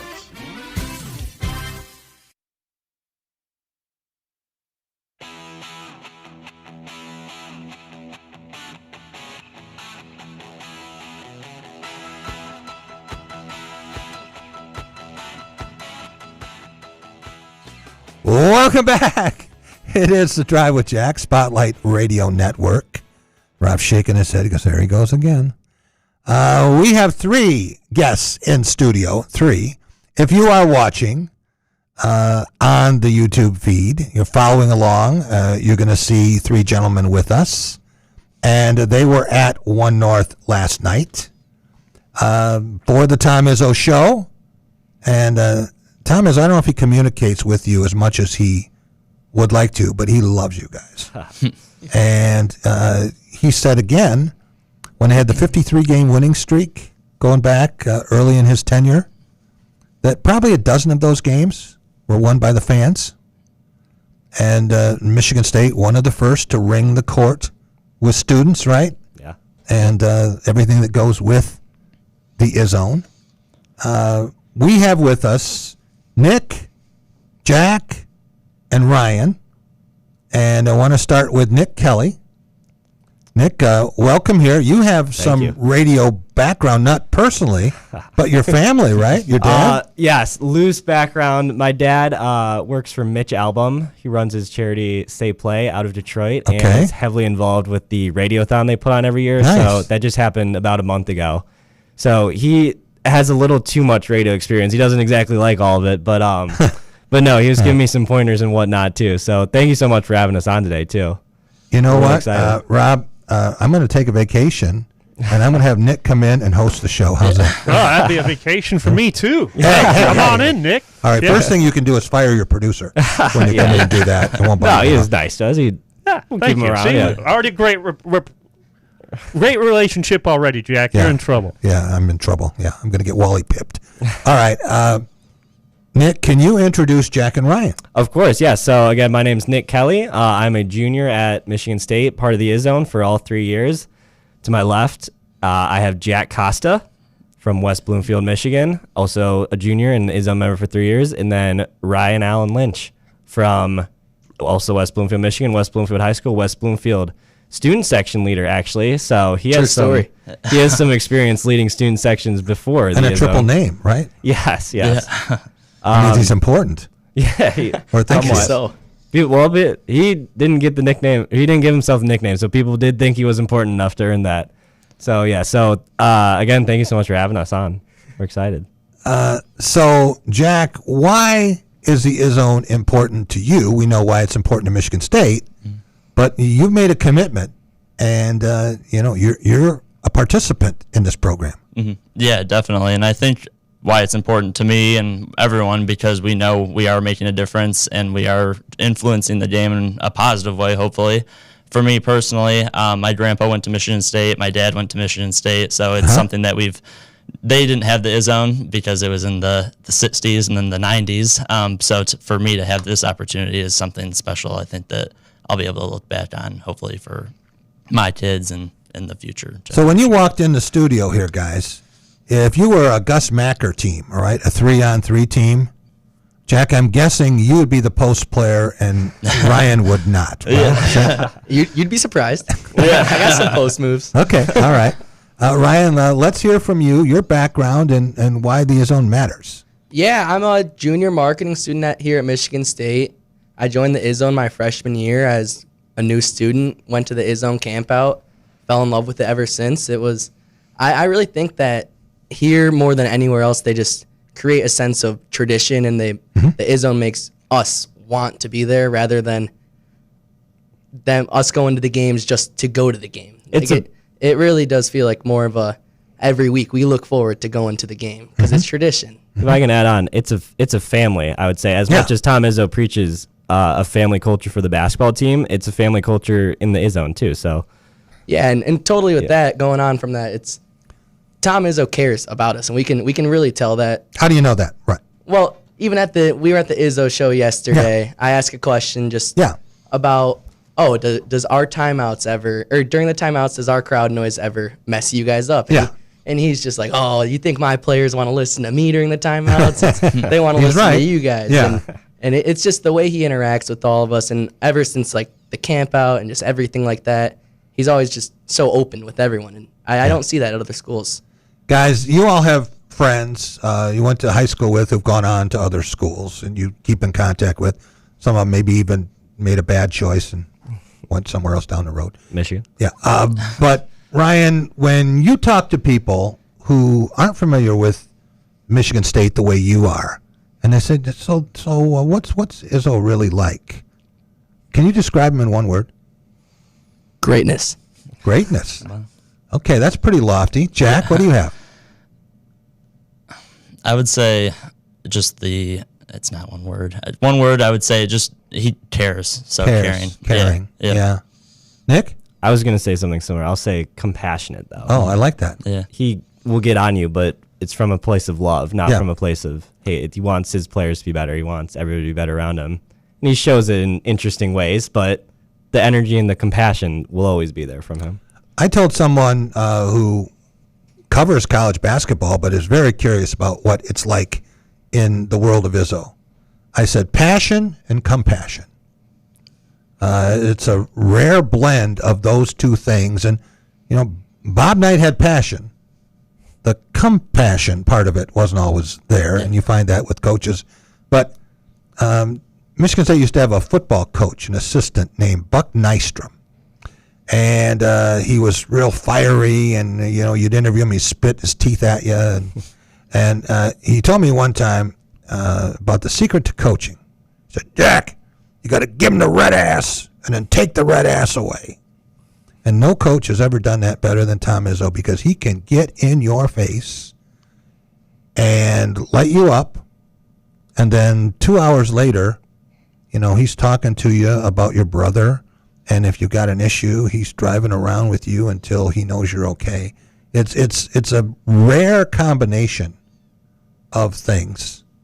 I assume your dad might have run into Tom Izzo a time or two, because he's been a guest on Mitch Albom's show. Oh, yeah. Yes. He has been a guest on his show. And my dad also, like Jack, went to Michigan State. He was here for, I believe, his first season at Michigan State. And throughout his times, he's worked for also Oakland University and U of D.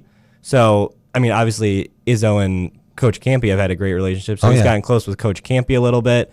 And through that, then Tom too. And yeah, I mean, it's nothing but good things you'll ever hear about Coach Izzo. It's so many people are caught up in the theatrics of games. But at Michigan State, we all know that you hear so many stories about him just being such a truly good person. And people don't understand that, and people don't realize that. And that's something we're so lucky to understand, I guess, here. So, I have another story about this you guys will probably appreciate. I used to go on one recruiting trip a year with Tom, usually in the state. He couldn't find anybody else, so I'd say, come on, ride along, keep me awake. So we would go. And one year we were going to Bay City. We were seeing a guy named Eric Devendorf, who committed and then later didn't work out. He wound up at Syracuse. But when Izzo goes to a high school game like that, he can't sit in the stands because everyone is going to mob him and nothing happens. So he stands against the wall behind the basket, right? And during timeouts, people come up and they want him to sign body parts and everything goes with that. But he's standing there and I'm next to him. We'll watch this game and it's just about over. It's a blowout. And I said, hey, it's your show, but I don't have to talk to Eric. I've already interviewed him. You can't talk to him because it's like a dead period. So, he saw you here. If you want to take off a couple minutes early and beat the traffic out of here, I know you got a flight out in the morning, don't stick around for me. He says, you want to do it? I said, well, yeah, I guess. He says, okay, let's go. So it's like 3 minutes to go in the game, right? And first one's out of the parking lot. Goes out into the lobby, and there's a custodian with those big gray plastic tubs of trash, right? And he said, hey, Coach. Said, you don't know me, but my brother knew your something, right? Some relation in the UP. So Izzo doesn't know this guy, and he starts talking to him and asking him questions about his job and all this stuff. The game ends. The gym empties, and he's there for like 15 minutes. Now, this guy thinks he's got a new best friend, right? So we go to the car, and I said, well, we managed to avoid the traffic, but not the way we intended. And that's kind of why so many people in town have Tom Izzo's phone number. Michigan State's had a football coach or two that I don't know if all their staff members had the cell number. So, Ryan, we know now about Nick and Jack and their fathers, right, with Michigan State ties. Yep. What about yours? Did you have that kind of linkage, or what made you decide to be a Spartan? Yeah, well, my mother, she went here, Michigan State. Okay. And, I was a Spartan from birth. Really? There was no school I was going to go to besides Michigan State. Really, and it's just the culture. That's what it is here. It's just the culture with Michigan State. And my mom is the reason, I was able to see that from such a young age and not want to go to the school down the road. How many pieces of clothing, Ryan, do you have that have a Spartan logo of some form, traditional, gruff, whatever, and has some sort of logo on it, hat, shirt, whatever?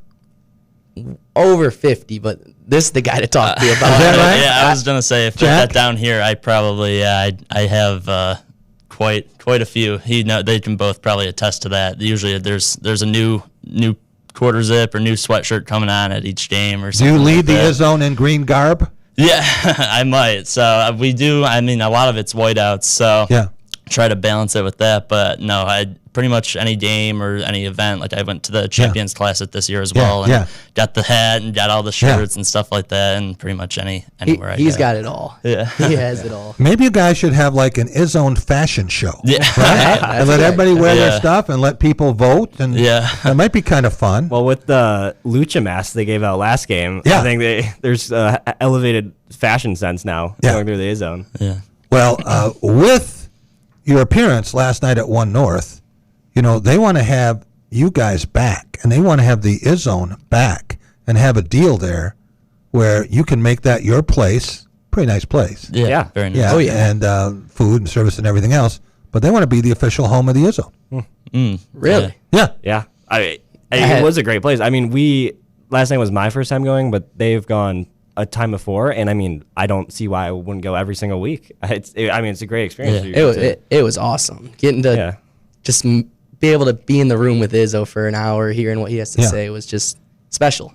You don't get to do that. Hard to get a table there sometimes, but I think the people were impressed enough with you guys where you're going to get a special exemption. We would appreciate it. That'd be cool. So how many members are in the Izzone, Jack? Oh, I don't know. There's... You know? I know, not right off the top of my head, but I'd have to guess probably, like, obviously hundreds, but closer to 1,000. What I do know is there's more people in those stands that the stands can hold. Yeah. So there is a lot of people. Yeah. We squeeze in there, yep. I would estimate, 2,000-3,000 for each game. Yeah. And then Upper Bowl, too. Plus, probably 5,000 way up there, for each game, but that's only the people who were able to get selections and get tickets to those games. I'm sure there's 15,000 total people that are requesting tickets, but they only have so many seats. So Nick, can you explain that process? Because if you have more demand than there is supply, basic concept economics, which you probably already know, in that situation, is it by class? How does the seniority system work? Yeah, so somewhat. So from once you sign up, once you pay to get an actual Izzone membership, that doesn't guarantee you anything yet. You have to go to first the camp out to get points that levels you up a position and gives you just access to buy the lower bowl tickets. Then once that starts, when you're a freshman, you're going to be in, I think they have 4 tiers of ticket selection. You're going to be in the 4th tier, so you're really not going to be able, there's not going to be any tickets left to get lower bowl for mostly any games. So you go through, my first 2 years, I was upper bowl for most all games because that's the only thing they could get for me. But once you buy those tickets, go to the games, your point system levels up, and eventually we're all tier 1 now since we've been to enough games. I would say we've been to over 90% of games. Yeah. We've been lucky enough. What about road games? Do you travel to we do. tournament games, right? You going to? We, all 3 of us were at the round of 64 game last year. Nobody going to Wisconsin Friday, right? I wish. I should be going to the baseball game for MSU Louisville. So, I'll be down What about the Purdue game? You know, Michigan State hasn't won at Purdue Funny story. 12 years. Yeah, this is a funny story that I'm seeking third opinions on, but my girlfriend actually is a Michigan State person. She goes to Michigan State. She's a senior right now, Izzone member as well. But her entire family went to Purdue. Now, her sister is the leader of their version of the Izzone, the Reamers Club, it's called. Okay. And she's offering us, I thought it was the paint crew. That's, I think they're just specifically basketball section. The grander overall, student Reamers is the Reamers. But she offered us, she's like, great, you should come because I want to go, and I can get you student section tickets. Ooh. And that's where I pumped the brakes. I was like, hold on, I have my allegiances set to the Izzone. Yeah. I don't care if I go and I'm sitting and rooting for Michigan State. Sitting in a sea of Purdue students doesn't exactly spike my interest. Sledgehammer come down on your head, right? Right, exactly. And she's like, well, you can just be quiet and not root like that loud. And I was like, well, that's not an option. First of all, I'm going to be loud. So personally, I'd rather pay $250 and sit in the last row than sit in another student section. Okay. And she will argue with me on that and say, well, it's a free ticket. And I say, I have my allegiances set. I would rather root for Michigan State in the last row than be forced to wear a Purdue shirt. So here's what you can do. You can take the free tickets and then trade them with someone who would want to sit in that section, and then you would sit with the sane people, right? Yeah, I actually have not thought about that, so that is a good solution. What about you guys, Jack, Ryan? Will you go to Big Ten tournament, or would you go to NCAA play? Yeah, we went last year to the Big Ten tournament, and that was a lot of fun to see that. And then this year I've gone to the Champions Classic, and I've gone to some of those games. That was fun. Yeah, it was a lot of fun. So cool. I mean, going into that, not really knowing how Kentucky was going to be, and then to the end result, that was pretty cool. But the past 2 years, I have gone down to the Chrysler Center and sat in their student session. So, what was that like? Like the first year, not too bad at all because I think they won 8 games. So, but I don't know basketball fans. Yeah. So, are you ready for all of the Jeremy Fears Jr. abuse that's going to happen? Yeah, Crisis I mean, Center? yeah, I think it can go both ways with that. Yeah, So, yeah. I'm not too worried about that. Ryan, what about you? I do want to put it out there. He was wearing green and white at those games. Yeah, right. He was wearing green and white. Yeah. But I'm planning on going to the Big Ten tournament this year. Okay. I still got to work on tickets for that, but that's definitely in our works right now. Yeah, We're planning on doing that. If we can find a tournament game close, Final Buffalo Four. Final Four in Detroit. Yeah. Oh. If we end up making it there, or when we end up making it there, Yeah. Final Four in Detroit, we'll be in attendance for that for sure. Okay. Well, we got a little bit of time for that, but it'll be here before you know it. Yeah. And academically in school, you're where? Nick? I'm a marketing major. And what year? Class? Junior. Junior. Jack? I'm a junior, and I'm a human bio major, and then a business minor. Okay. And Ryan, did you say you're a junior too? Yeah, I'm a junior here, and I'm also a marketing major. Okay, fantastic. Well, I might have some marketing jobs for you guys, some work for you guys to do. Would love that. Little internship Thank kind you, of sir. thing. So, favorite player, Ryan? Favorite player, sneaky one, Jordan Scott. Oh, okay. Stole that from me. I was gonna say it as well. Yeah. He was fantastic against Keyton Wagler. It really, I don't think I've seen a freshman go out there and just play as hard as he does every game in, game out on the offensive glass, defensive glass. Just, it's fun to watch. It's fun to be up close and personal and watch that. Surprised people with his toughness after getting that cut. He's got that smile on his face. He always looks like he's having so much fun, but wouldn't want to fight him. No. Jack, what about you? Your favorite player is? Well, I'm not gonna go same and say Jordan Scott, so I'm gonna also go. I'll go with Jeremy Fears. I mean, just the progression that he's taken over the past couple of years, and initially when we first got here, the incident that he had faced was we didn't know how he was going to come back from that, and to come back and to get to this level where you're Player of the Year discussions and stuff like that. What do you think his chances are to be Big Ten Player of the Year? I mean, I think they're pretty high. I think he's probably top 3 in the Big Ten. You think either some media or coaches? Yeah. We got a 1 and a 2 coming in. Yeah. Would not vote for him because of the antics? I think probably one coach probably wouldn't vote for him, but I think everyone else, if you're looking at the whole season, what he's done, even against big opponents like Illinois, putting up almost 30 points and all that, I think that's, you got to overlook some of that, and it's not coached, and it's not, some of it is not intentional. It's just the way that the refs sometimes might look at it. First player we've seen with 26 points and 15 assists, and here he is now with leading the nation in assists. Nick, your favorite player is? I will also be saying Jordan Scott. I have saved tweets calling Jordan Scott the best player on our team from November 3rd. Wow. I have been high on Jordan Scott this entire time. November 3rd. It was, I believe, the first game. I mean, just the way I remember it was probably the first possession, flies in out of nowhere to grab an offensive rebound that he had no business grabbing.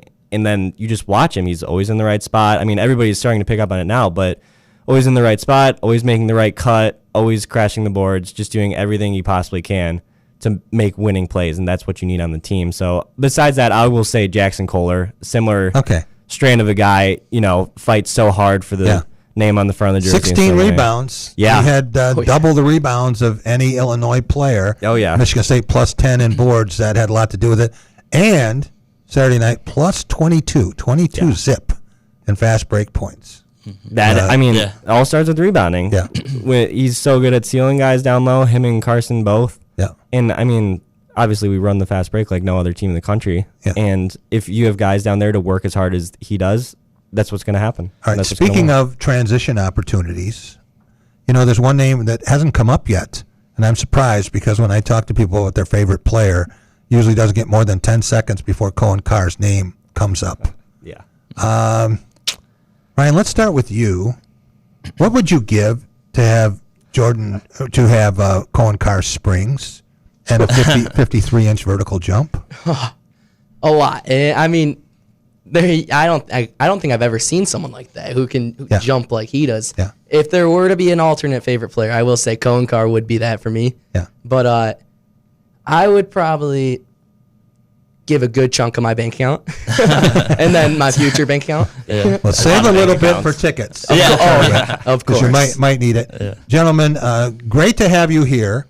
I hope that we can do more things together. Yeah. And I hope I'll see you back out at One North soon. I have a gift for all of you coming in here, a copy of the Perfect 10. And welcome to stick around.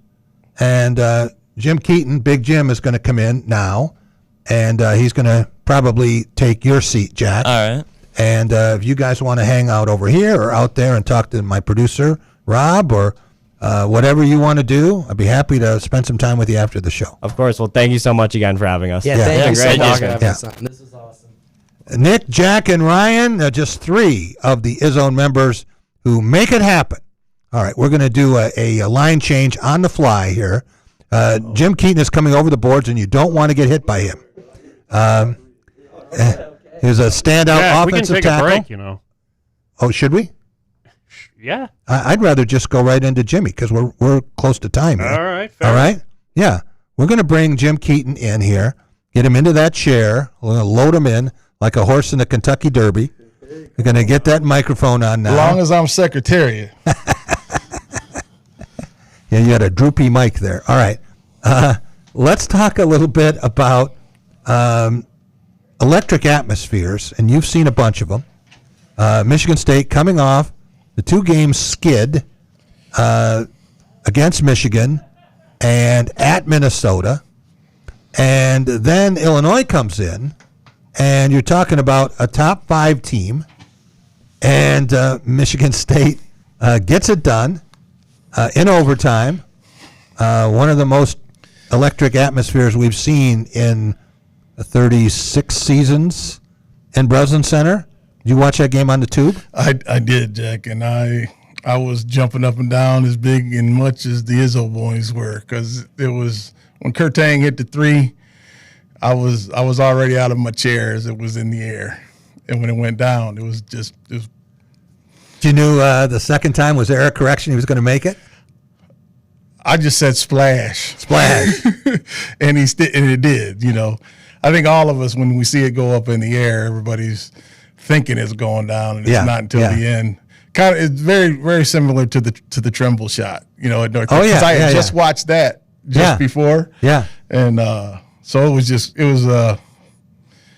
just great to watch. I mean, happy for the Spartans, happy for Jeremy, happy for the team. Just, you know, all kinds of good things came from that, because so many people around here especially. They thought they were 4-19 instead of 19-4. And not even going to have a chance to win. It was like, oh, we're going to get killed. I mean, Illinois going to come in and they're going to crush us. Sometimes I have to ask them, I said, well, what planet are you from? Did you hear what Kurt Tang did earlier in the day, Saturday? I did not. They had their shoot around, right? And they go and they just get familiar with the rims and work up a little sweat. And he started making threes. And they kept throwing him the ball and kept making threes. He made 22 consecutive three-point shots. See, confidence and work. Yeah. You know, because the first one wasn't a bad shot. Just didn't go in. Didn't go in. You know, soft on the rim. Yeah. Kohler comes up, gets the rebound. Pops him, sees him, hits him. And what you don't see about that, though, is Kurt Tang moved into his line of sight so he could give him the pass. So it was the preparation before the shot that actually made the shot easier for him, because he caught it in rhythm, straight up, no hesitation, just like he was in shoot-around. So I have a friend, a Michigan fan. You have some you willing to acknowledge, right? I know, yes. Yeah. So the guy texts me after that, and he says, basket shouldn't have counted for Tang because Kohler traveled. Oh. I said, really? So I went back and looked at it, and he moved all around, but he never moved his pivot foot, right? So, I mean, he was dancing, but he kept that pivot foot in place. And I called the guy back, and I said, you ought to really be happy that happened, because Michigan State handed Illinois an L that you are going to need, because they got 2 L's in their name, and they might not get a third one. That's right. It's like I don't know. You know, Jack, athletes and athletic supporters, you know. Yeah. Big difference between the two. Yeah. And sometimes they don't even recognize the good that we do. And but it's all part of the deal. I mean, when you got a rivalry, to me, it's good because the rivalry's there. Yeah. Both teams are fighting. I still believe ours is better. I believe that when we go down to Ann Arbor, we'll demonstrate that again. But I enjoy the fact that they put us off, that what we're not. Just keep telling us what we're not, and we'll just keep doing what we do, because what we do we do very well. Yeah. And we'll play defense, we're going to rebound. And I think now that we know, I think in the Michigan game, and I told Tom this, I actually sent him a text message and congratulated him and said, Tom Crawford, that I did not believe that Michigan was tough enough when it came to the important parts of the game that they would go to revert to playing my turn basketball. That's what I thought, because you had too many individuals that are used to being the guy. They're going to show everybody else, this is how you do it. Right. But ultimately they did. I was impressed with Michigan in the fact that they played together and whoever was open got the ball. But I think that Michigan State learned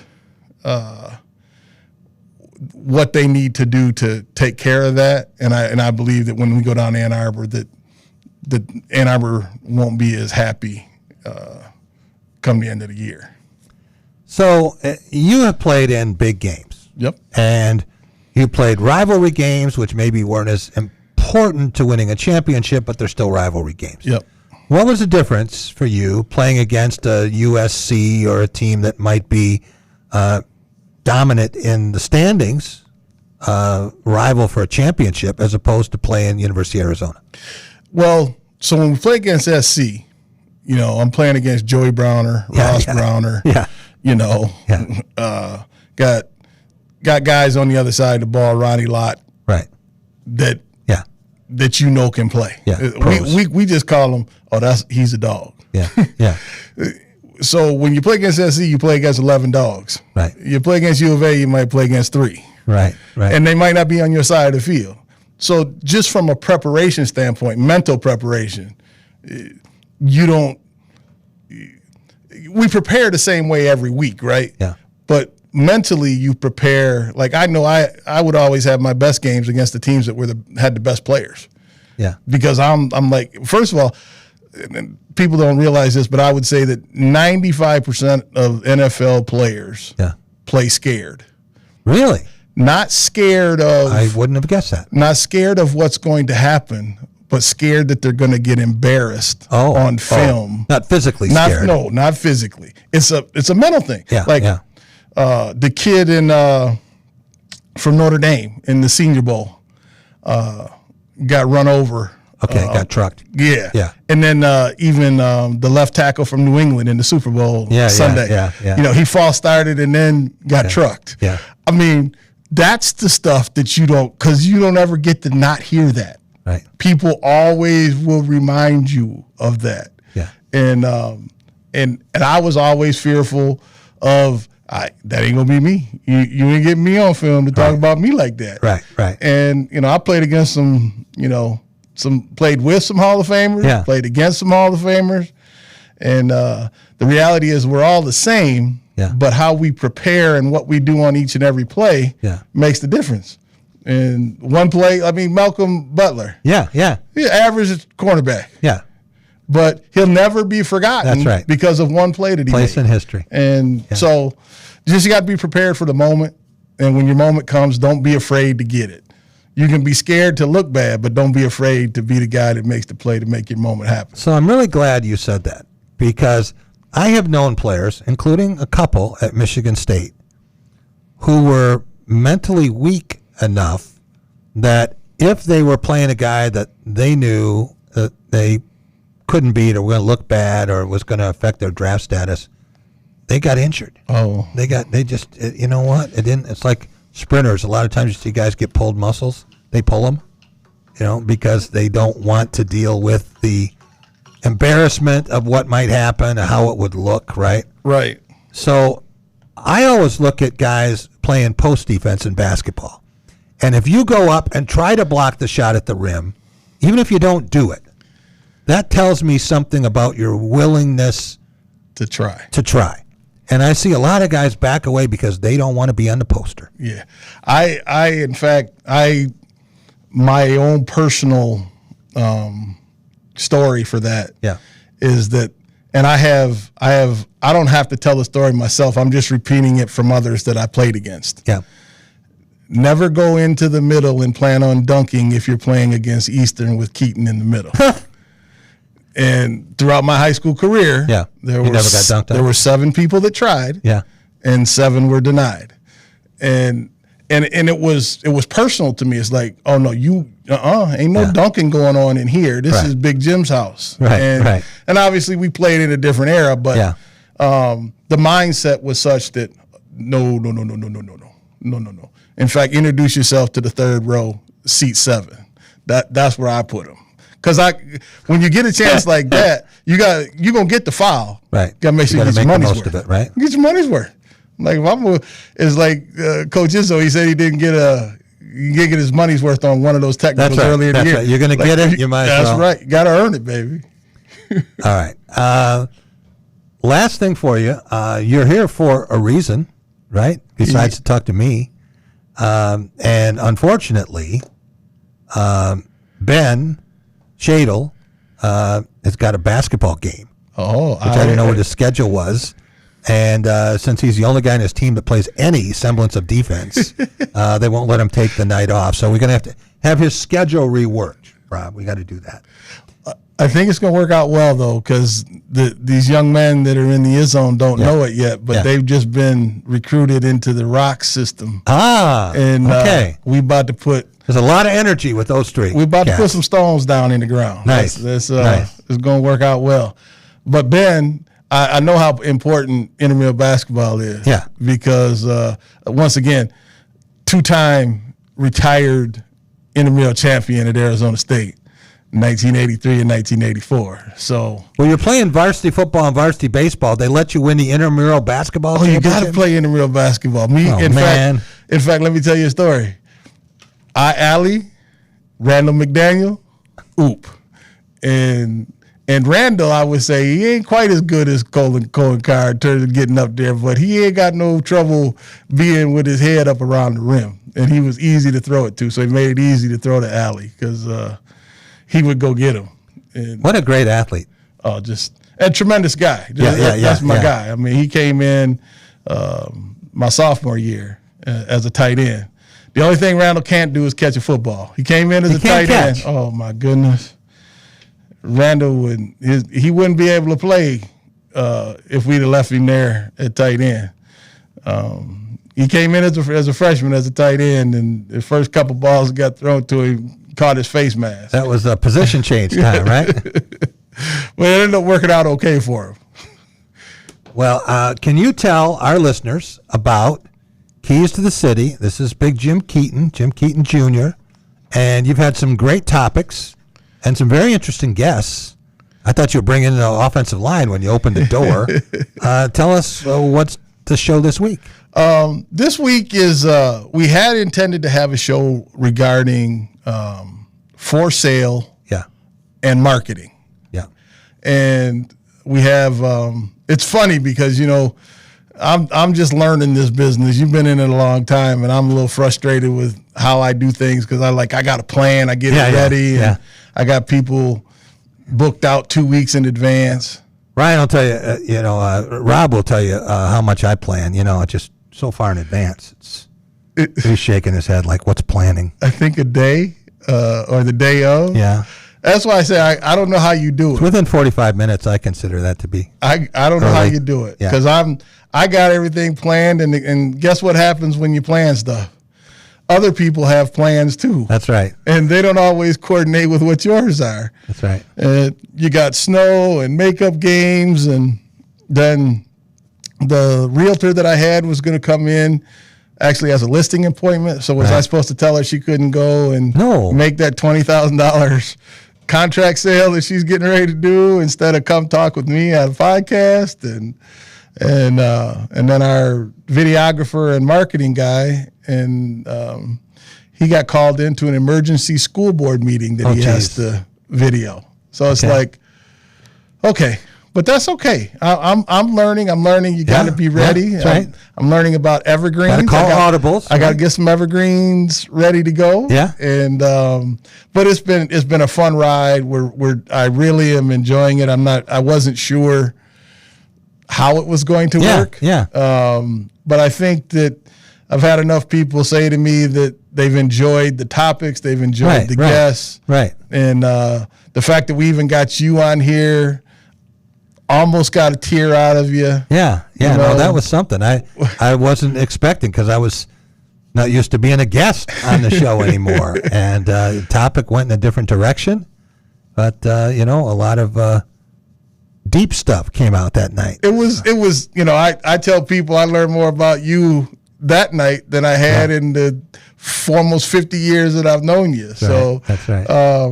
But it's good. This environment provides an opportunity, I think, for people to really be real. And in my show, my hope is that we have like barbershop talks. Yeah. So it's more of a, hey guys, what do you think of this? And it becomes a real open, no judgment. Right. Just, hey, tell me what you think. Yeah. And then let's chop it up. Let's talk about it. Because there's nothing wrong with actually having a conversation. That's right. We don't and have then enough listening to what someone else has to say. Yeah.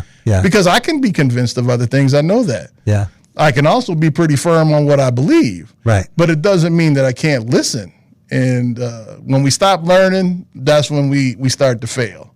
And I tell people all the time. I like it. When you were taking a test, did the teacher talk? It was quiet. Quiet, yeah. Because it was on you to make some right. decisions and do some things based on your preparation. Yeah. So sometimes when the test is happening, you just have to enjoy the moment and don't look for other people, but rely on yourself. Yeah. And don't be afraid to stand up, even if it's different. And like I told you, the Super Bowl show, people either loved it or they hated it. That's right. But here's what I say. If you hated it, it was because it was different. Yeah. If you loved it, it was because you were watching the symbolism of the show. Like, I don't understand Spanish, but I understood all the things that he was saying as he walked through his show, and just the progression of all the things that they had with the dominoes and the card playing. Yeah. Those are things that I can relate to as a man of color. And we get a little boisterous in some of our stuff. And it's like, so I just say, just because it's different doesn't make it bad. It just means we need to maybe take a minute to learn a little more about what they're really trying to tell us. Right. And I hope that people get that message. We were going to talk about that tonight, as well as some of the commercials, because some of the commercials were hilarious. Yeah. But bottom line is we're all humans. Yeah. And human, the definition of human is nothing more than a person of color. It doesn't say what color, just you're a person of color. And I know that we're all that. Right. And that's right. If we don't realize that sometimes. No, so we look to divide more than to put us all together in the same boat. But if we all were rowing together in the same direction, we'd all be Spartans. And if you're not, then you're down in the harbor. I always find a way. You've always find a way. Always going to be a shot there from Jim Keyton Jr. You mentioned with Bad Bunny in the halftime show, and I didn't bring this up, but it was 20 years ago at Super Bowl 40 at Ford Field, and I covered it. It was the Steelers and the Seahawks. Mm-hmm. And Willie Parker had the long run, and it was Roethlisberger. Yes. So I was working the sideline for Associated Press, and I was a photographer's assistant. It's really weird. I had a job where I was basically coaching the photogs about what might happen. Okay. Be alert for this, be alert for that, be alert for this. So they brought Antoine Randall L. into the game, and I knew from where he lined up that was a Steelers formation that usually led to some fun. So I said, just be aware, this ball could be coming right at you. Sure enough, it's a flanker pass to Hines Ward. The guy catches it for the key touchdown in the game and slides right at the photographer's feet, and he got the money shot. So now it's halftime, and I've got to get the film, okay, the discs up there, and so it's like 2 minutes to go in the half, and I'm making a run up there, right, or fast walk in my case. So I go up there, and I've timed it wrong, and when it's halftime, it is on for them to get that stage out there. Yep. I mean, they put the whole Bad Bunny thing together in 7 minutes. Yeah, I mean, it was incredible. And they practice that like a NASCAR pit crew or Indy pit crew. So I'm going up, and they said, no, get in, get out, get in here. They pushed me into like a holding area off the side, and I'm not real happy about this. And I turn over my right shoulder, and there's Mick Jagger. And then I turn over, and there's Keith Richards. And I am in this room with the Rolling Stones, right? So it's crazy. All right. That's a long story, I'll tell you. I want to thank all of our guests today, starting with Larry Lage, Michigan Associated Press sports editor for the 21st Century. How about Rick Gosselin, Pro Football Hall of Fame writer and author? Appreciate him being with us, talking about the Super Bowl and past Super Bowls and a little Michigan State hockey. Can't forget that. Jim Stark in studio, Detroit correspondent, talking about the Tigers. Welcome home, JV. I don't mean junior varsity. And also want to thank Nick and Ryan and Jack from the Izzone. You'll hear more from them. And Big Jim Keyton from Keys to the City. Have a great night, everyone. See you tomorrow.